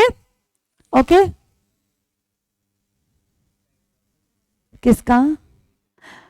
ओके, डेविएशन का सबसे बेस्ट एग्जांपल है schedule 3, current assets, non current assets. बराबर है ना? कि उसको उसके हिसाब से आपको एसेट्स को डिवाइड करना ही है, आपको प्रेजेंट करना ही है। और फेयर प्रेजेंटेशन फ्रेमवर्क का अकाउंटिंग स्टैंडर्ड्स, क्योंकि अकाउंटिंग स्टैंडर्ड AS 1 में ही कहा गया है, क्या कहा गया है? कि अगर आपको डिविएशन लेना है तो आप ले सकते हो, बट रीजन क्या होना चाहिए? Better presentation. याद आया? यस, बेटर प्रेजेंटेशन के लिए आप डिविएशन ले सकते हो। हाँ, आपकी इच्छा नहीं है, अकाउंटिंग स्टैंडर्ड का नाम अच्छा नहीं लगा, आपने नहीं फॉलो किया, चलेगा? नहीं चलेगा। Yes, because you have to disclose, you have to give the reason of deviation also. Yes और नो? यस, ओके, ठीक है। So this is all about financial reporting framework. अब चलते हैं आगे। अब हम चलेंगे एक्चुअली प्रैक्टिकली ऑडिट करने की दुनिया में। Okay, yes. अब मुझे बताओ, हम जब ऑडिट करते हैं तो हम ऑडिट किसका करते हैं? अपने क्लाइंट का करते हैं, राइट? राइट, ओके, ठीक है। क्या आपने एंगेजमेंट ये वर्ड कभी सुना है लाइफ में? हर किसी ने सुना है, बराबर है ना? Yes, what is the meaning of the word engagement? नहीं जी, नहीं, वही सिर्फ अकेला मीनिंग नहीं है उसका। यस, चलो, एंगेजमेंट, इन्वॉल्वमेंट, कैन आई से कमिटमेंट? हाँ या ना? कैन आई से कमिटमेंट कि बाबा बाकी सारे अकाउंट्स क्लोज. अब only one account, only fix deposit, है ना? यस और नो? बराबर है, ठीक है, right? So this is what we are committing in the same way. जब कोई क्लाइंट हमें एज एन ऑडिटर अपॉइंट करता है तो वो अपने से क्या एक्सपेक्ट करता है? कमिटमेंट एक्सपेक्ट करता है. बराबर है? यस. तो इसी क्लाइंट का टेक्निकल वर्ड है एंगेजमेंट. स्क्रीन पे अच्छे से ध्यान देना, मैंने पीपीटी को जानबूझ के इस प्रकार से डिजाइन किया था that gets into your head. Getting it? Okay. Yes. तो क्लाइंट के लिए आज से कोई एंटिटी नहीं कहेगा, कोई क्लाइंट नहीं कहेगा, उसका टेक्निकल जार्गन क्या है? एंगेजमेंट. समझ में आया? यस. क्योंकि there is a commitment between the client and the auditor and that commitment is termed as engagement. Clear? Okay. Yes. So this engagement means nothing but the client, the entity जिसका audit हम करने वाले हैं. Clear? Okay. अब आगे. There are different types of engagements. मतलब हमारे clients के कई अलग अलग प्रकार के, there are different types of clients. अब ये यहाँ पे टेक्निकली जाने से पहले मैं आपको कुछ एग्जाम्पल दूंगी. Yes. What is your good name? Yes, Shridhar. और श्रीधर एक बार मेरे पास भागते भागते आया, और श्रीधर मेरे पास भागते भागते आया, बस पसीना छूट रहा था उसको, उसका टेम्पर एकदम हाई था, हाथ में कुछ कागज थे. मैं बोला अरे क्या हो गया श्रीधर, क्या हो गया, तो इस हालत में क्यों आया? तो बोलता है अरे यार मैम मैं आपको क्या बताऊं, इन बैंकों ने जान खा ली. एक लोन चाहिए मुझे, मेरे पास सिक्योरिटी भी है, जान खा गए, फाइनेंशियल स्टेटमेंट्स का ऑडिट करके लाओ, ऑडिट करके लाओ. अरे हाँ भाई, हमारे बिजनेस का फुल सीजन चल रहा है, हमने कहा मना किया है. ये लो मैम फाइनेंशियल स्टेटमेंट्स, इसका आप ऑडिट करके दो. मैम आप पूरी दुनिया को भरोसा दिलाओ आपके सिग्नेचर से कि मेरे financial statements true and fair है. क्लियर? ओके, ठीक है. फिर अगले दिन, yes, what is your good name? Anushka. चलो, फिर एक दिन, अगले दिन अनुष्का मेरे पास भागते भागते आई. अनुष्का यार, वो जब से नया कंपनीज एक्ट हुआ है, जब से उसने ओपीसी के बारे में सुन क्या लिया लॉ के लेक्चर में, वो उसने 1% कंपनी रजिस्टर तो कर लिया, पर अब वो भुगत रही है. सेक्शन 128 को फॉलो करो, सेक्शन 129 को follow, books of accounts maintain करो, अकाउंटिंग स्टैंडर्ड्स फॉलो करो, अकाउंटिंग प्रिंसिपल्स को कंसिस्टेंटली अप्लाई करो, ये कॉम्प्लायंस करो, वो कॉम्प्लायंस करो. अनुष्का भागते भागते मेरे पास आई और बोली देखो मैम, एक तो मैं स्टार्टअप 1% कंपनी, नया बिजनेस कर रही हूँ, एबीसी तो कुछ पता नहीं है, कॉम्प्लायंस करते बैठो क्या ये करूँ, ये बुक्स ऑफ अकाउंट मेंटेन करो, ये डिटेल मेंटेन करो, ये करो. एक काम करो ना मैम, ये रहे मेरा सारा रिकॉर्ड, ये रहे मेरे सारे डॉक्यूमेंट्स, आप क्यों नहीं बुक्स ऑफ अकाउंट्स मेंटेन करते मेरे लिए? राइट? आप क्यों नहीं बुक्स ऑफ अकाउंट्स मेरे लिए मेंटेन करते? तो मैंने उसको क्या बोला, Anushka do not fear when I am here. उसको मैंने क्या बोला, तो बिल्कुल टेंशन नॉट, तू एक काम कर, तुम अपना पूरा बिजनेस पे फोकस करो, हम आपकी जो भी है आपके बुक्स ऑफ अकाउंट्स बना लेंगे, आपको सारे जो भी कंपनीज एक्ट के हिसाब से जो भी रेगुलेशंस है सारे मैं कॉम्प्लाई करके आपको दे दूंगी. ठीक है? ओके. तो श्रीधर का केस और अनुष्का का केस सेम है कि डिफरेंट? डिफरेंट. कैसे डिफरेंट है? यस, यहां पे ऑडिट करना है, यहां पे फाइनेंशियल स्टेटमेंट्स बनाना है. मतलब क्या? श्रीधर के केस में मैं क्या करने वाली हूं, मैं ट्रांजैक्शंस को स्क्रूटिनाइज करूंगी. क्या ये ट्रांजैक्शंस ऑथोराइज्ड वे में हुए हैं कि नहीं, वो चेक करूंगी.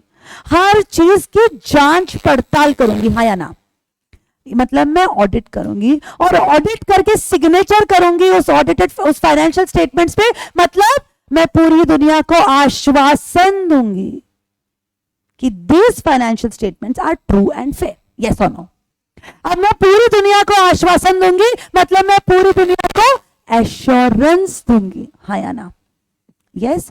सो ऑडिट, जिन एंगेजमेंट्स का हम ऑडिट करते हैं उनको एश्योरेंस एंगेजमेंट कहा जाता है, क्योंकि हम पूरी दुनिया को आश्वासन देने वाले हैं, अश्योरेंस देने वाले हैं कि भाई साहब श्रीधर के books of accounts, financial statements true and fair है. क्लियर? ओके. अब वही अनुष्का का केस. अनुष्का के केस में हम क्या करने वाले हैं? क्या मैं कोई ट्रांजैक्शन ऑथोराइज कर रही हूँ? देख रही हूँ, स्क्रूटिनाइज कर रही हूँ, जांच पड़ताल कर रही हूँ, डिटेल में जा रही हूँ, कुछ भी नहीं। उसने जिन बैंक अकाउंट्स का बैंक स्टेटमेंट लाके दिया उसका अकाउंटिंग मैंने कर दिया। कोई छूट गया रहेगा तो भी मेरी जिम्मेदारी है क्या? नहीं, जो डिटेल वो लाके देगी। Okay, I am not scrutinising anything, I am not going to cross check anything. जो इंफॉर्मेशन वो लाके देगी उसको मैं कंपाइल करूंगी एक साथ। हाँ या ना? हाँ या ना? Yes. So book keeping accountancy engagements are known as non assurance engagement, क्योंकि हम वहां पे अश्योरेंस नहीं देते, सिर्फ फैक्ट फैक्ट फैक्ट मेंशन करते हैं। जैसा है वैसे हमको नॉन अश्योरेंस एंगेजमेंट में देना है। ओके, बट अश्योरेंस एंगेजमेंट में जहां पे हम ऑडिट करने वाले हैं हमको क्या कहना है, अच्छा है या बुरा है। समझ में आ रहा है? Okay, yes. तो अब तक हमने क्या देखा? हमने देखा फ्रेमवर्क ऑफ ऑडिटिंग, फिर हमने देखा कि उस फ्रेमवर्क ऑफ ऑडिटिंग में हमको जो फाइनेंशियल स्टेटमेंट्स चेक करना है वो एज पर एप्लीकेबल एफआरएफ होना चाहिए, एप्लीकेबल फाइनेंशियल रिपोर्टिंग फ्रेमवर्क होना चाहिए। ठीक है, ओके। फिर हमने हमारा क्लाइंट चूज करते वक्त हमको देखना पड़ेगा कि हमारा क्लाइंट एश्योरेंस वाला एंगेजमेंट है कि नॉन एश्योरेंस वाला एंगेजमेंट है। बराबर है ना? क्योंकि एश्योरेंस वाला एंगेजमेंट मतलब जहां पे प्रैक्टिशनर, यहां पे प्रैक्टिशनर मतलब कौन? Auditor. Engagements in which an auditor obtains assurance about subject matter। बताओ यहाँ पे subject matter क्या है? हम किसके बारे में assurance लेने वाले हैं? Financial statements, और उन पे ओपिनियन देने वाले हैं on the basis of assurance obtained। समझ में आया? So assurance engagements में हम क्या देते हैं? ओपिनियन देते हैं, हम बताते हैं कि वो अच्छा है या बुरा है। ओके, तो audit engagements are known as assurance engagement. तो एग्जाम में आपको या बुक में पढ़ते वक्त अश्योरेंस एंगेजमेंट आ गया तो कंफ्यूज होना नहीं है। अश्योरेंस एंगेजमेंट मतलब ऑडिट एंगेजमेंट्स, या रिव्यू एंगेजमेंट्स को भी अश्योरेंस एंगेजमेंट कहा जाता है। रिव्यू मतलब क्या? अगर आपको याद होगा तो आज के लेक्चर के स्टार्ट में मैंने बताया लिस्टेड कंपनीज को क्वार्टरली ऑडिट करना पड़ता है, बताया मैंने। तो हर क्वार्टर में उनको ऑडिट करना पड़ेगा। तो सोचो बच्चों, हर क्वार्टर में ऑडिट करवा के लेना, इतना डिटेल्ड एग्जामिनेशन करना, wouldn't it be time consuming? Won't it be expensive? Yes और no?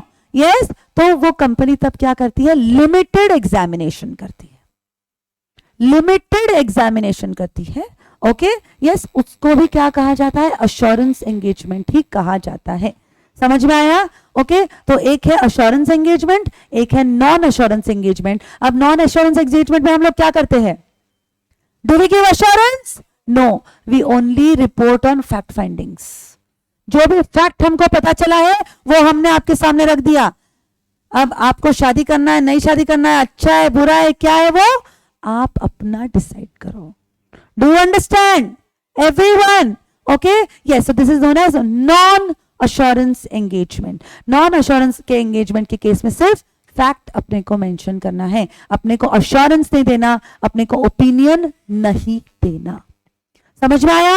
Yes, there is no assurance, there is no opinion, there is no commitment, there is no yes yes आश्वासन वगैरह कुछ देना नहीं है, जो है जैसा है वैसा है।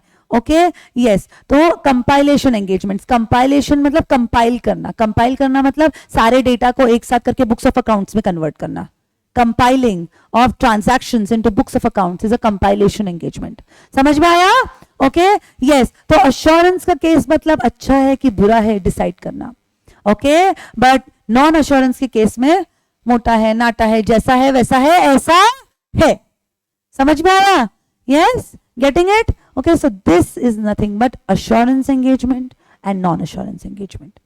किसी को कोई भी confusion नहीं? Okay, तो अब तक हमने कौन से concepts देखे? Yes, come on everybody. Framework of auditing. फिर हमने क्या देखा? Financial reporting framework. हर financial statement, हर entity उसके applicable financial reporting framework के हिसाब से बनाएगी। ठीक है, अब हम ऑडिट करने वाले क्लाइंट का, क्लाइंट को कहा जाता है एंगेजमेंट। एंगेजमेंट दो प्रकार के होते हैं, अश्योरेंस एंड नॉन अश्योरेंस। मतलब हमको क्या काम करना है उस पर डिपेंड करता है कि अश्योरेंस एंगेजमेंट है कि नॉन अश्योरेंस। हाँ या ना? बराबर है? ऑडिट करना है मतलब अश्योरेंस एंगेजमेंट, रिव्यू करना है मतलब अश्योरेंस एंगेजमेंट। अगर हमको सिर्फ कंपाइलेशन, सिर्फ बुक्स ऑफ अकाउंट्स बना के देना है that is non assurance engagement. Clear? Okay, ठीक है। अब आगे अब ये टाइप्स ऑफ एंगेजमेंट्स तो हम समझ लिए। अब इन एंगेजमेंट्स में हमको एश्योरेंस देना है तो एश्योरेंस नहीं देना, बराबर है ना। पर अब ये अश्योरेंस भी कई प्रकार के होते हैं। कैसे अश्योरेंस कैसे अलग अलग प्रकार के हो सकते हैं? सोचो सोचो। Very good.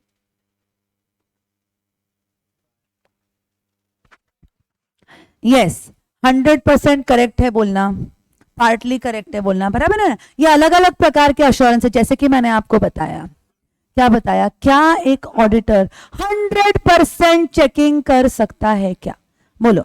नहीं कर सकता है। वो 100% चेकिंग नहीं कर सकता, बराबर है ना। क्योंकि 100% चेकिंग करने के लिए क्या होता है, पूरा की 100% अश्योरेंस देने के लिए हमको 100% चेकिंग करना पड़ता है, जो पॉसिबल नहीं है। इसलिए हम ऑडिट एंगेजमेंट्स में कभी भी एब्सोल्यूट अश्योरेंस नहीं देते, क्योंकि एब्सोल्यूट मतलब 100%, 100% करेक्ट। समझ में आया? Okay, yes. उसको क्या कहा जाता है? यस, उसको एब्सोल्यूट अश्योरेंस कहा जाता है। But in audit we cannot give 100% assurance, we cannot give absolute assurance, क्योंकि हमने चैप्टर के लिस्ट में भी देखा कि हम ऑडिट सैंपलिंग करते हैं, बराबर है ना। हम 100% आइटम जब चेक ही नहीं करते तो हम 100% अश्योरेंस दे ही नहीं सकते। हमको 100% सेटिस्फैक्शन नहीं है, आया ना? यस और नो? Yes, okay. तो ये रहा in case of audit engagements we give reasonable assurance, no problem। तो यहाँ पे कहा गया है not possible, absolute assurance is not possible in audit engagements। Okay, ठीक है। अब ये जो absolute assurance है, इसके लिए क्या लगता है? yes, 100% satisfaction। आप भी मुझे बताओ, आपको मैंने कल क्या एक्सरसाइज दी थी कि आप नोटबुक के पहले पेज पे मार्क्स लिखो। किसने 100 मार्क्स लिखा है? ऑडिट के सब्जेक्ट में लिखा है क्या? जब हम मार्क्स 100 नहीं लिख सकते तो हम एब्सोल्यूट अश्योरेंस क्या देंगे? हाँ या ना? यस। सो इसलिए ऑडिट के केस में हमेशा रीजनेबल अश्योरेंस ही होता है। समझ में आया? Okay, yes. 100% satisfaction is not possible, 100% checking is not possible. हाँ, बट हमको जब ऑडिट करना है तो हमको प्रॉपर प्लानिंग करके और डू डिलिजेंट वे में, ओके, नेग्लिजिबल वे में अपने को अपना काम नहीं करना है। जो भी ऑडिट हम परफॉर्म करेंगे, जो भी ऑडिट प्रोसीजर्स हम परफॉर्म करेंगे, those have to be perform in a due diligent manner. Clear everyone? Yes, चलते हैं आगे। Okay, yes. So absolute assurance मतलब उसको 100% सेटिस्फैक्शन लगता है, ऑडिट के केस में उसको पॉसिबल नहीं है। Now it is required in case of certifications, very important for MCQs। yes, required in case of certification। certificates मतलब क्या होता है? yes, कभी आपने nodule certificate, network certificate, pollution certificate देखा है क्या? देखा है, सुना है? yes, इन सर्टिफिकेट्स में क्या होता है? किसी एक कॉन्सेप्ट के बारे में पता होता है, इंफॉर्मेशन। हाँ या ना? अब मुझे एक बात बताओ, जब हम ऑडिट कर रहे हैं तो पूरे फाइनेंशियल स्टेटमेंट में क्या कर रहे हैं, इसलिए हम 100% चेकिंग नहीं कर सकते। पर क्या किसी एक आइटम को आप 100% चेक कर सकते हो? उसको पूरा thoroughly start to end check कर सकते हो? यस। तो क्या हम किसी एक पर्टिकुलर आइटम में, एक पर्टिकुलर कॉन्सेप्ट में एब्सोल्यूट एश्योरेंस दे सकते हैं क्या? एक पर्टिकुलर आइटम में क्या हम एब्सोल्यूट एश्योरेंस दे सकते हैं? Yes. And certificate is related to one particular area, one particular concept. इसलिए सर्टिफिकेशन में आप बोल नहीं सकते गलती हुई तो हमें कुछ पता नहीं, हम रीजनेबल एश्योरेंस दे रहे नहीं। Certificate, the moment head name of the document is certificate, इसका मतलब है कि आपने उसका एब्सोल्यूट एश्योरेंस दिया है। उसमें लिखा गया वर्ड और वर्ड, नंबर और नंबर आपकी जिम्मेदारी है। समझ में आया? Okay, yes. So in case of certificates absolute assurance, in case of audit reasonable assurance, in case of review। अब रिव्यू में बताओ मुझे, आप पूरा चेकिंग करते हो कि लिमिटेड चेकिंग करते हो? लिमिटेड चेकिंग करते हो, बराबर है ना? तो लिमिटेड सेटिस्फैक्शन रहेगा, हाँ या ना? यस। तो वहां पे कैसा अश्योरेंस रहेगा? लिमिटेड अश्योरेंस रहेगा, मॉडरेट अश्योरेंस रहेगा। समझ में आया? Okay, so absolute assurance is given in case of certifications, then reasonable assurance is given in case of audit, and moderate assurance is given in case of review engagements. Clear everyone? Sure? Okay, कभी भी exam में पूछा गया, okay, very favorite question of examiners. Yes, so will you be able to answer? Okay, shall we go ahead? Okay, तो हमने देखा framework of auditing, financial reporting framework, types of client, types of engagement, फिर इन engagement को आपने को क्या देना है? आश्वासन। तो अलग अलग प्रकार के आश्वासन है, हाँ या ना? यस, ओके, तो हमने टाइप्स ऑफ एंगेजमेंट्स देखा, टाइप्स ऑफ अश्योरेंस देखा। अब चलते हैं हम एक्चुअली ऑडिट किस प्रकार से होता है, ऑडिटर कैसे अपॉइंट होता है वो देखते हैं। ओके, मानो कि there is one ABC private limited who wants to appoint an auditor, और उनके पास 3 ऑप्शन हैं, एक एक एक्स एंड वाई, एक XYZ एंड कंपनी, और एक XY एसोसिएट्स। ये 3 ऑप्शंस में से उनको अपना ऑडिटर चुनना है, और उन्होंने डिसाइड किया कि अपना ऑडिटर तो XYZ एंड कंपनी बनेगा। ओके, यस, अब उन्होंने डिसाइड कर दिया कि मेरा ऑडिटर XYZ एंड कंपनी बनेगा, तो क्या वो XYZ एंड कंपनी ऑटोमेटिक बन जाएगा? नहीं। ओके, एबीसी प्राइवेट लिमिटेड पहले XYZ कंपनी को क्या देगा? ऑफर, बराबर है ना, कि क्या आप हमारा ऑडिटर बनोगे, बराबर है। फिर XYZ एंड कंपनी क्या करेगा? अपने पास इतना वक्त है क्या, इतने रिसोर्सेज है क्या, बराबर है ना, ऐसा तो नहीं है that we are filled to the brim, बराबर है। ओके, इन सब चीजों का जायजा लेके यस क्या किया जाएगा? यस, सॉरी, यस, इसका फिर क्या होगा? XYZ एंड कंपनी सोचेगी कि भाई हमको कबूल है, कबूल है, कबूल है। अब वो वाला कबूल ही नहीं रहा, तो इसका हामी देने से क्या तुरंत वो अपॉइंट हो जाएगा? नहीं हो जाएगा। ओके, पर जब कोई ऑडिटर, प्रोस्पेक्टिव ऑडिटर हो गया ना, अभी तो प्रोसीजर अपॉइंट थोड़े ना हुआ है, अभी तो बातचीत चल रही है, बराबर है ना, तो उनका हामी देना मतलब उसको कहा जाता है इन प्रिंसिपल अप्रूवल। क्या कहा जाता है? In principle approval. जब इन प्रिंसिपल अप्रूवल देता है कि बाबा हाँ ओके हम तैयार है आपके ऑडिटर बनने के लिए, तब क्लाइंट क्या देता है? तब वो कंपनी क्या देगी? XYZ एंड कंपनी को लेटर ऑफ अपॉइंटमेंट। अब एबीसी प्राइवेट लिमिटेड का मैनेजमेंट खुश हो गई, अब ऑडिटर अपॉइंट हो गया, अब कंपनी में कुछ भी झोल हुआ तो हमारी जिम्मेदारी खत्म, जो भी होगा आप ऑडिटर के पास जाओ, उसका कॉलर पकड़ो। ओके, पर ऑडिटर भी बड़ा चालबाज है, ऑडिटर ने तुरंत मैनेजमेंट के हाथ में थमा दिया लेटर ऑफ एंगेजमेंट, उसकी खुशी को रोक लगा दिया। ओके, और सर पे हाथ घुमाते हुए बोला क्या? मुझे ऑडिटर आपने अपॉइंट किया है, पर मेरी जिम्मेदारी के साथ साथ आपकी भी जिम्मेदारी है। मतलब इस लेटर में ही उसने मैनेजमेंट को अपनी जिम्मेदारी भी याद दिला दी। मतलब कल जाके अगर इस कंपनी में कुछ फ्रॉड पकड़ा गया तो क्या डायरेक्टली ऑडिटर को पकड़ सकते हैं? नहीं, वो तुरंत क्या रख देगा सामने? Letter of engagement. देखो इस लेटर ऑफ एंगेजमेंट में एक्नॉलेजमेंट दिया है हमको मैनेजमेंट ने कि हमारी जिम्मेदारियां हमको पता है, आप अपनी जिम्मेदारी ठीक से करो, मैनेजमेंट अपनी जिम्मेदारी ठीक से करेगा। समझ में आ रहा है? Okay, so letter of engagement में the most important constituent of letter of engagement क्या है? मैनेजमेंट की रिस्पॉन्सिबिलिटी, जो ऑडिटर याद दिलाता है उस पर्टिकुलर कंपनी के मैनेजमेंट को। समझ में आया? Okay, yes. सो इस कंप्लीट स्टेज की कंप्लीशन, फिर एक्नॉलेजमेंट मतलब what? It is duly signed and stamped by the company. Okay, yes, ठीक है। This is known as what? The stage of audit engagement. मतलब यहां पे क्लाइंट और ऑडिटर का रिलेशनशिप एस्टैब्लिश हो जाता है इस स्टेज पे। Clear everyone? ओके, यस, ठीक है। तो अब ऑडिट अपॉइंट हो गया है, ऑडिट एंगेजमेंट तय हो गया है, अब वो अपना एंगेजमेंट है और हम उसके ऑडिटर हैं। अब आगे हमको क्या करना है? हमको इसका ऑडिट करना है। Okay, yes. तो हमें कहा जाता है हम कौन है? ऑडिटर है। हम जिसका ऑडिट करेंगे उसको एंगेजमेंट कहा जाता है, उसका और एक नाम ऑडिटी भी है। जानबूझ के I am making you aware with this particular concept. Exam में अगर ऑडिटी आ गया तो सबसे पहले 10 मिनट तो हमको कुछ समझ में नहीं आता।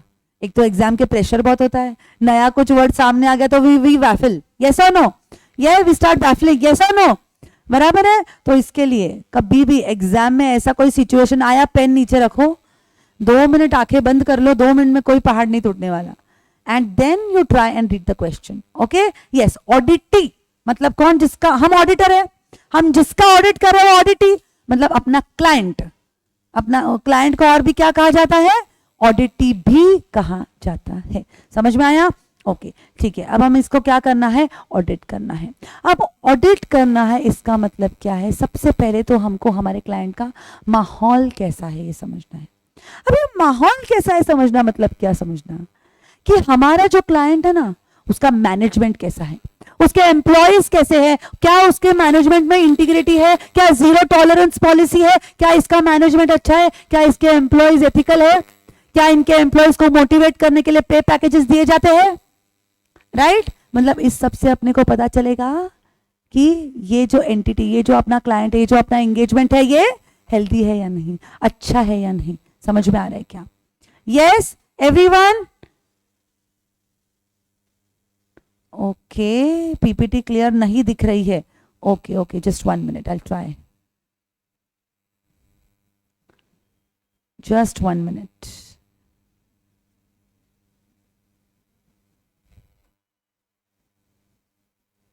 Just 1 minute, Sarvesh. I'll see what is happening with the screen.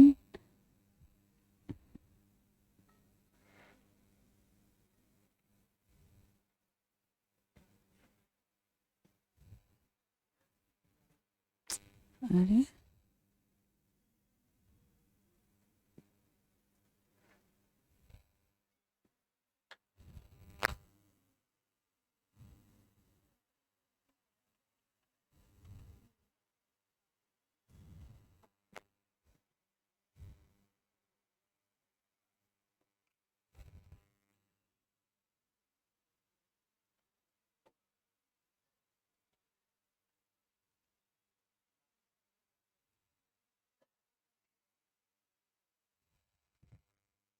Is it okay ना?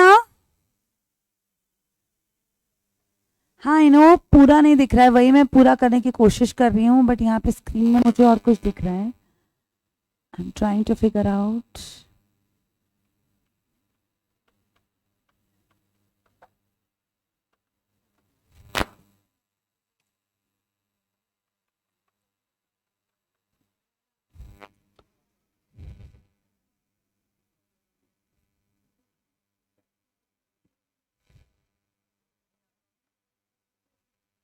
हो गया? Good now?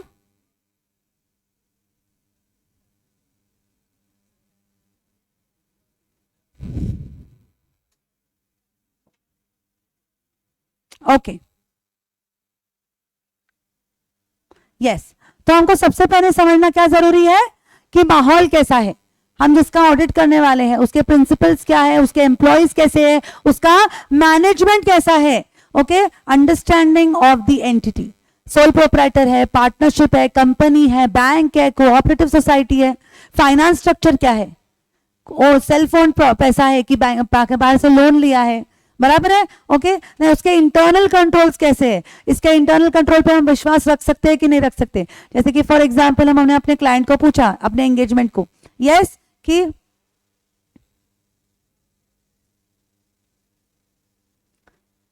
Okay okay, yes, let's go ahead. तो इंटरनल कंट्रोल जैसे कि फॉर एग्जांपल अगर परचेज डिपार्टमेंट के पास हम गए और उनको पूछा कि आप कैसे परचेस करते हो, आपको जो भी परचेस करना है, ओके, रॉ मटेरियल से फॉर एग्जांपल परचेस करना है तो आप कैसे परचेस करते हो, ओके, यस। तो वहां पे बड़ी चौड़ी लिस्ट चालू हो गई। परचेस मैनेजर दौड़ता दौड़ता आपके पास आया और आपको बोलता है कि हाँ, सबसे पहले तो स्टोर से रिक्विजिशन आना चाहिए, फिर उस रिक्विजिशन को हम क्रॉस चेक करते हैं ऑर्डर से, ऑर्डर रहेगा तभी तो रिक्विजिशन आएगा, बराबर है ना, यस। फिर उसके बाद अगर हमको लगा कि ओके मंगाने की जरूरत है, फिर हम कोटेशंस मंगाते हैं, फिर कोटेशन मंगाने के बाद जो भी ओपन करना होता है, टेंडर ओपन करना होता है, राइट। फिर हम जो टेंडर ओपन करते हैं ना, जनरल मैनेजर होता है, परचेस मैनेजर होता है, उनके सामने ही टेंडर ओपन होता है, बराबर है। सुन के तो बहुत अच्छा लगा, सुन के तो बहुत अच्छा लगा, बट खाने के दांत अलग, दिखाने के दांत अलग।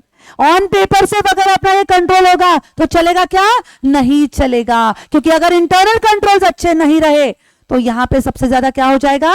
गलतियां होने की, मिस स्टेटमेंट्स होने की संभावनाएं बढ़ जाएगी और यहां पे रिस्क बढ़ जाएगा।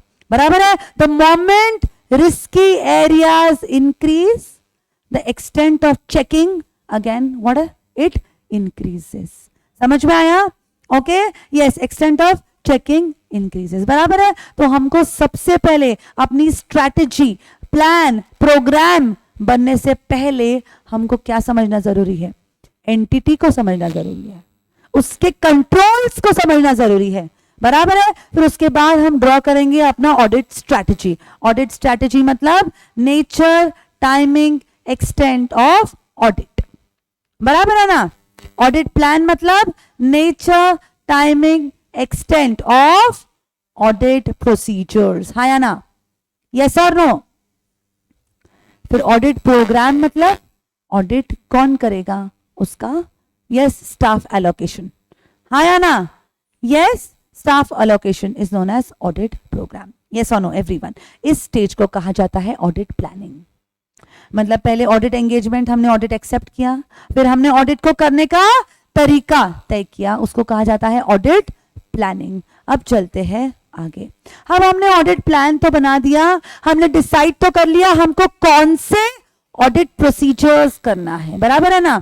हमको कौन से ऑडिट प्रोसीजर्स करना है ये हमने तय कर लिया। अब हम ऑडिट प्रोसीजर्स क्यों करते हैं? क्यों करते हैं? यस, एविडेंस इकट्ठा करने के लिए। हाँ या ना? यस और नो?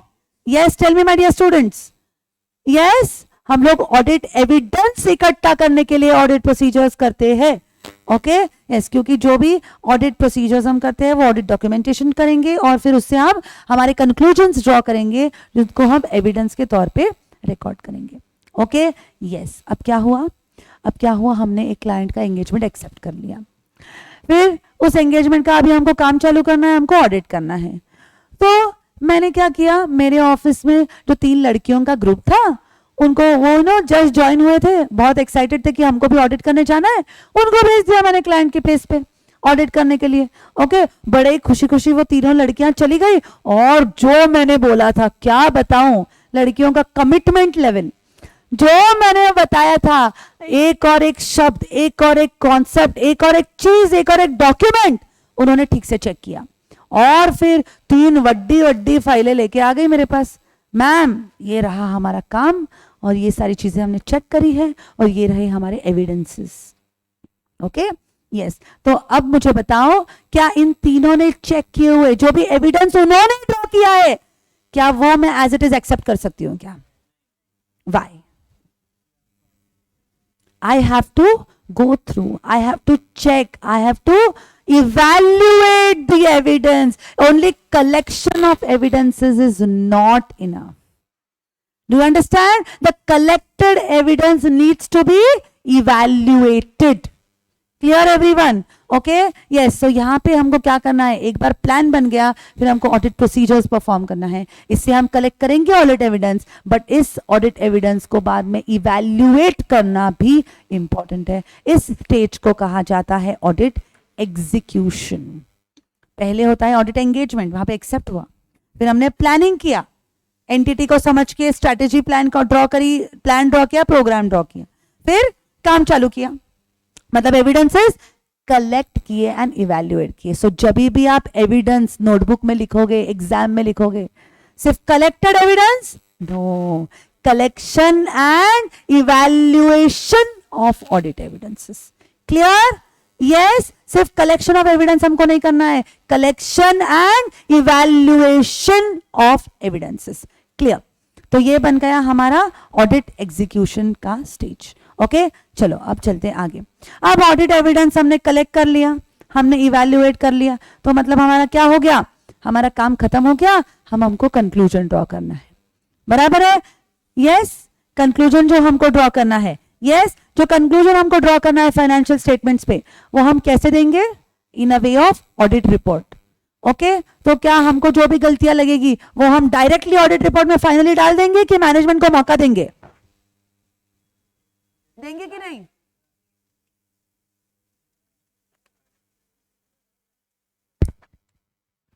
ओके यस ओके तो हम क्या करेंगे यहां पे? हम लोग क्या करेंगे? यस हम लोग ऑडिट रिपोर्ट बनाएंगे, हाँ या ना? ये ऑडिट रिपोर्ट में सबसे पहले हम लोग क्या लिखेंगे? यस एक ड्राफ्ट ऑडिट रिपोर्ट बनाएंगे। मतलब हमको जो भी ऑब्जर्वेशन मिला है, हम जो भी पॉइंट्स लिखना चाहते हैं, हमारे कोई नेगेटिव कमेंट्स भी रहे तो वो हम ड्राफ्ट ऑडिट रिपोर्ट में बनके मैनेजमेंट के हाथ में देंगे।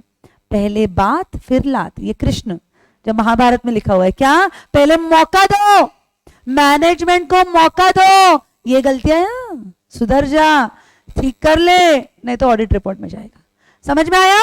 ओके तो मैनेजमेंट को हम मौका देंगे to make good, to what?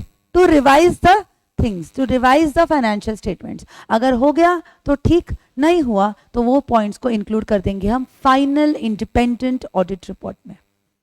Clear? Okay so अब से हम ऑडिट रिपोर्ट नहीं लिखेंगे, हम क्या लिखेंगे? Final independent audit report. समझ में आया? ओके यस तो इसको कहा जाता है, this is the last stage of providing audit reports. Clear? Okay yes yes okay so this is all the different stages of doing the audit. अब मैं आपको एक लास्ट कॉन्सेप्ट की तरफ लेके चलती हूं। ओके यस अब मुझे बताओ ऑडिटर का मेन एम क्या है? Oh my God, it's 316. Oh, I didn't realize. I'm so sorry. तो we'll do one thing. इस concept को हम कल लिखेंगे। ले लूं? I'm so sorry. I'm so sorry. I took extra time. Okay. तो हमको क्या करना है? ओपिनियन देना है, बराबर है ना? ओपिनियन किस पे देना है? भाग भाग, बहुत जल्दी है तुझे, भाग, ट्रेन चुक जाएगी, भाग। ओके हमको क्या देना है? ओपिनियन देना है। किस पे ओपिनियन देना है? फाइनेंशियल स्टेटमेंट्स पे। यस ये फाइनेंशियल स्टेटमेंट्स पे किस एस्पेक्ट पे हमको ओपिनियन देना है कि ये ट्रू एंड फेयर है या नहीं, बराबर है? हमको वर्ड्स का यूज करना है, true and fair. Okay true and correct या true and fair? What is the difference between true and fair and true and correct? True and correct means 100%, true and fair means not 100% but high, 100% नहीं but high. समझ में आया? Yes तो यहां पे इसको reasonable assurance की वजह से हम true and fair view use करते हैं, और जहां पे एब्सोल्यूट अश्योरेंस देना रहता है वहां पे हम true and correct view use करते हैं। समझ में आया? ओके यस तो अब एज एन ऑडिटर हमको क्या देखना है कि फाइनेंशियल स्टेटमेंट्स में मिस्टेक्स नहीं है, और मिस्टेक्स है भी तो वो कुछ बड़ी बड़ी मिस्टेक्स नहीं है, क्योंकि छोटी मिस्टेक्स को हमको इग्नोर करना पड़ेगा बिकॉज यस हम 100% चेकिंग नहीं कर रहे हैं, हमको मेजर चीजों पे याद रखना है, बराबर है? मिस्टेक्स का टेक्निकल वर्ड है misstatements. Okay yes so इसका मतलब क्या है? बिग मतलब material, that means your financial statements true and fair view देते हैं, इसका मतलब है that your financial statements are free from material misstatements. अब मटीरियल इस शब्द का अर्थ समझाने के लिए पूरा एक ऐसे है। ओके यस पर आपको ट्रू एंड फेयर व्यू देना मतलब it is free from material miss statements. Clear? Yes everyone? Okay so आज का ये अपना टेक्निकल कॉन्सेप्ट्स का जर्नी यहाँ पे खत्म हुआ। अगले सेशन से हम स्टार्ट करेंगे एक नया fresh chapter. Okay yes I hope you are liking audit. Yes Rahman मैंने खत्म कर दिया है ये पर्टिकुलर कॉन्सेप्ट। ओके यस तो मिलेंगे हम लोग अगले सेशन में, वो रहेगा मंडे, राइट? ओके चलो यस